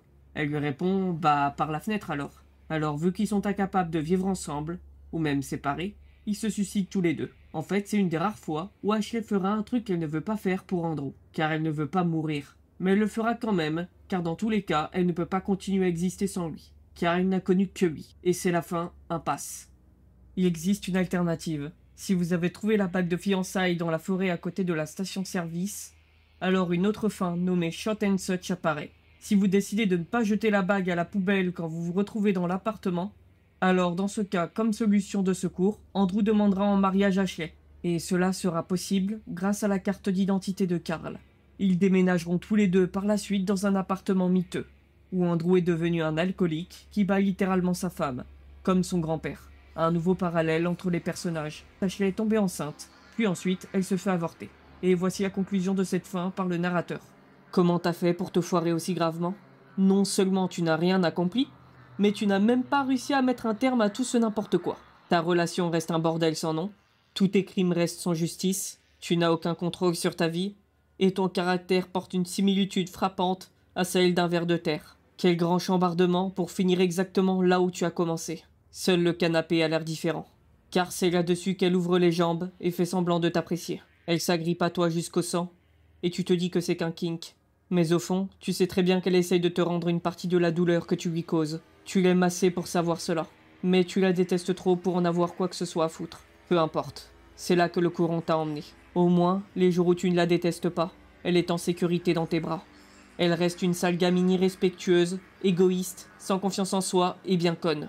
Mais tu es devenu les restes pathétiques et violents de ce que l'on pourrait appeler un homme. Ensemble à jamais, jamais heureux, jamais de chez jamais. Mais elle t'appartient, elle est à toi, rien qu'à toi. Tu vois la situation telle qu'elle. Elle ne la voit que comme une blague. Deux petits cafards, cachés, loin du monde, dans leur propre petit enfer qu'ils osent appeler appartement. Voici à la fois les deux pires et meilleures fins du jeu. Bon bah il ne nous reste qu'une seule fin, la vraie fin qui nous amènera plus tard au chapitre 4 d'Ikei quand il sortira. Alors la voici. Pour obtenir la vraie fin, il ne faut pas faire confiance à Andrew, ou alors réfléchir à la proposition de Ronnie. Ensuite, lors du rêve avec Ashley, il ne faut pas tirer sur Andrew, ou alors avoir vidé tout le chargeur contre le tueur à gages. Et donc, lors du rêve, se faire tuer par Andrew. Puis, dans la voiture, il faut qu'Andrew garde sa personnalité. Pendant qu'il préparera le rituel, il viendra à nouveau voir Ashley pour lui dire qu'il ne faut pas tuer les campeurs, et laisser leurs corps tels qu'ils sont. Mais cette fois-ci, Ashley ne va pas menacer Andrew. Et quand on reviendra à nouveau, sans l'enfant que l'on aura soit tué, soit laissé dans la voiture, elle ne sera pas en train de faire un barbecue. Et elle aura vraiment écouté Andrew cette fois-ci. Vu que leur relation n'est pas aussi chaotique que la dernière fois, il invite Ashley et Andrew directement dans son royaume. Il me semble que c'est le bon moment pour expliquer pourquoi dans la fin impasse, il y a une rupture dans leur relation. Alors que dans la vraie fin, il n'y en a pas. Simple, la coupable est Ashley. En fait, c'est parce qu'elle a refusé d'écouter Andrew et on n'a fait qu'à sa tête, ce qui l'a fait craquer. Mais cette fois-ci, elle l'écoute, car si elle refusait d'écouter Andrew, c'est parce qu'après avoir tiré sur lui dans le rêve, elle était persuadée qu'elle serait capable de le calmer avec son arme, ou même de le tuer si besoin. Sauf qu'arrivée au moment fatidique, elle s'est rendue compte que ce n'était pas le cas. Sauf que dans cette fin, elle ne pense justement pas être capable de pointer une arme sur son frère. Soit parce que l'arme est vide, soit parce qu'elle s'est simplement rendue compte que dans le rêve, elle ne peut pas le faire, ce qui ne provoquera pas la rupture qu'il y a eu dans la fin impasse. Ils se retrouvent donc à l'entrée du royaume. Ils montent une tour en résolvant des énigmes, et bizarrement, c'est Ashley qui trouve parfaitement comment résoudre les énigmes. Elle semble en adéquation parfaite avec ce lieu.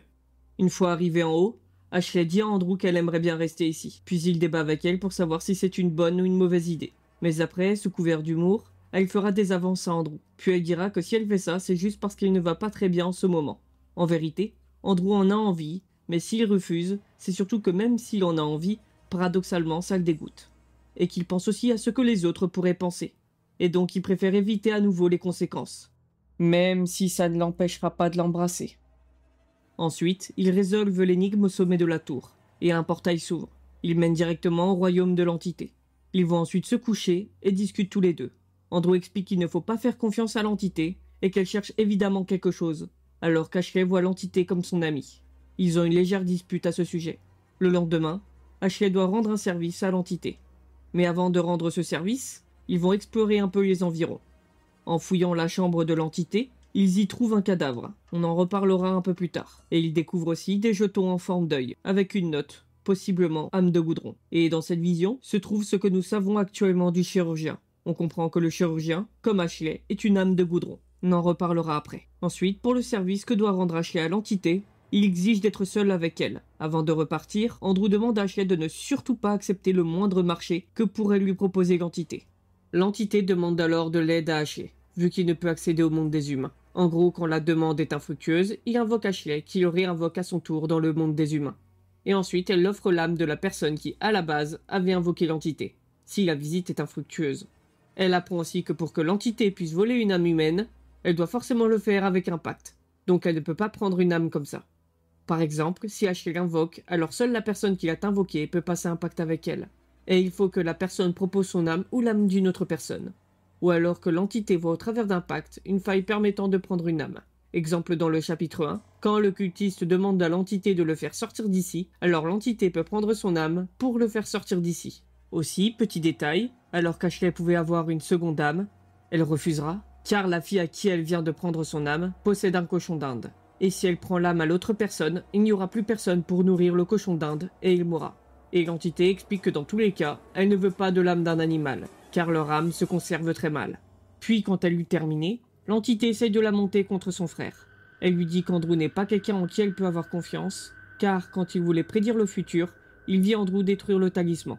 Il ajoute que c'est probablement parce qu'Andrew compte l'abandonner. Ashley est terrifiée par cette possibilité, et elle ne comprend pas que s'il veut détruire le talisman, ça peut être pour une autre raison.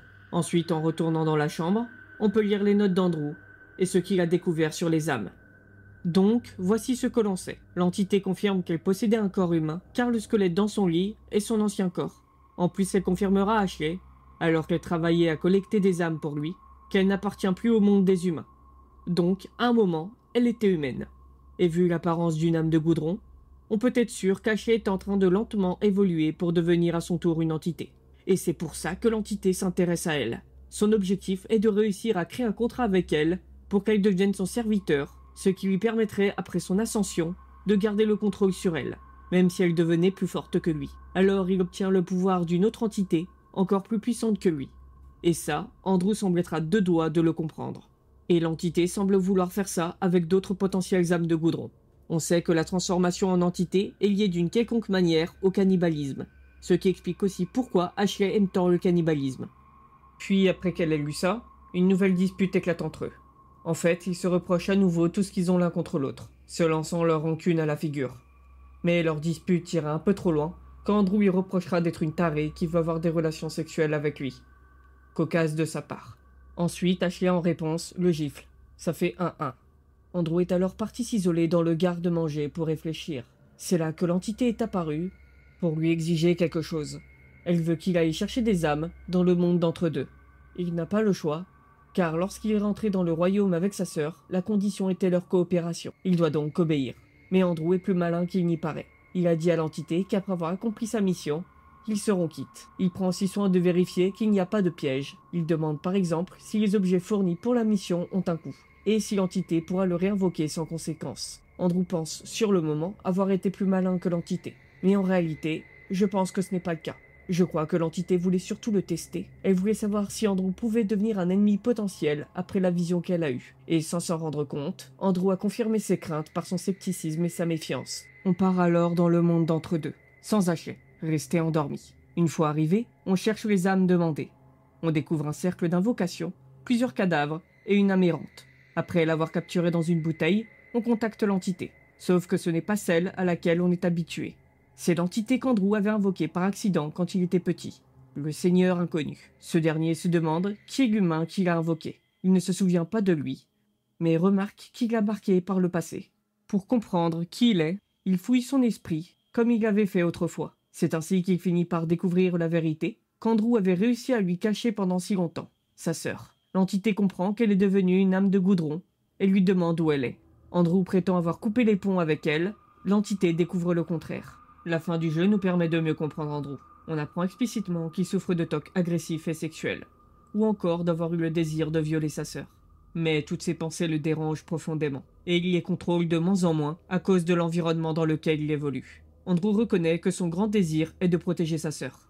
Mais à l'inverse, il veut aussi lui faire du mal. La punir parce qu'elle refuse de lui accorder du respect malgré tout ce qu'il a fait pour elle. Et pourtant, il sait qu'il ne mérite aucun respect de personne.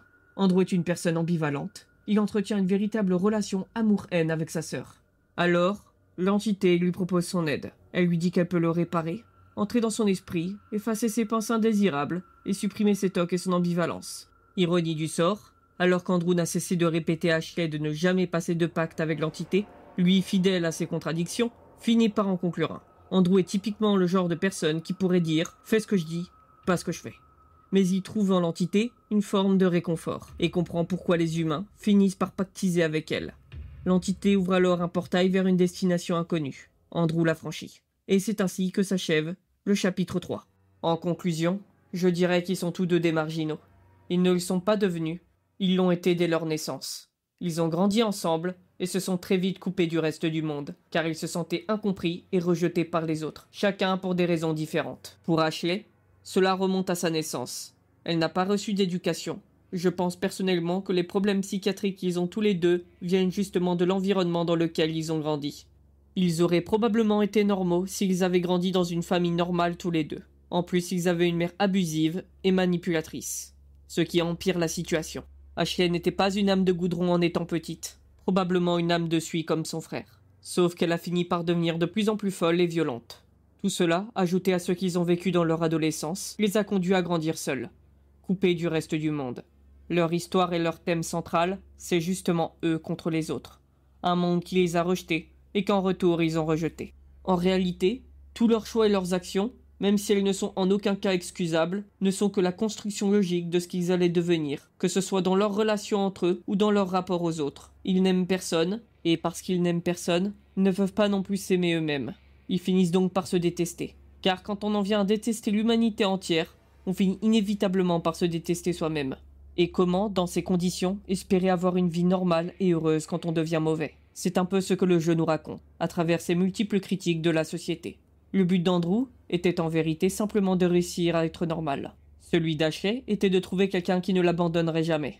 Car sa plus grande peur était la solitude. Ils ont tous deux bâti une relation où ils ne peuvent plus se faire confiance, car Andrew est un menteur et Ashley une manipulatrice. En vérité, les deux protagonistes auraient mérité une famille normale et une vie normale. S'ils avaient eu cette chance, il est fort probable que tout le chaos qu'ils ont provoqué n'aurait jamais vu le jour. Cependant, la situation dans laquelle ils se retrouvent est entièrement de leur faute. Car dans tous les cas, ça reste leur choix et leurs actions. Dans certaines fins, ils se retrouvent d'ailleurs dans une impasse, telle que leur seule issue devient la mort.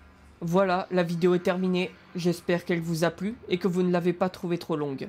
Dans tous les cas, ma spécialité, ce sont les vidéos longues et réfléchies. J'ai adoré analyser cette histoire et ses personnages particulièrement malsains. Et c'est une de mes analyses préférées. Bref, je vous dis à une prochaine fois sur ma chaîne, si vous décidez de me suivre. Quant aux autres qui ne s'abonnent pas, je vous remercie d'être restés jusqu'au bout. Et au revoir.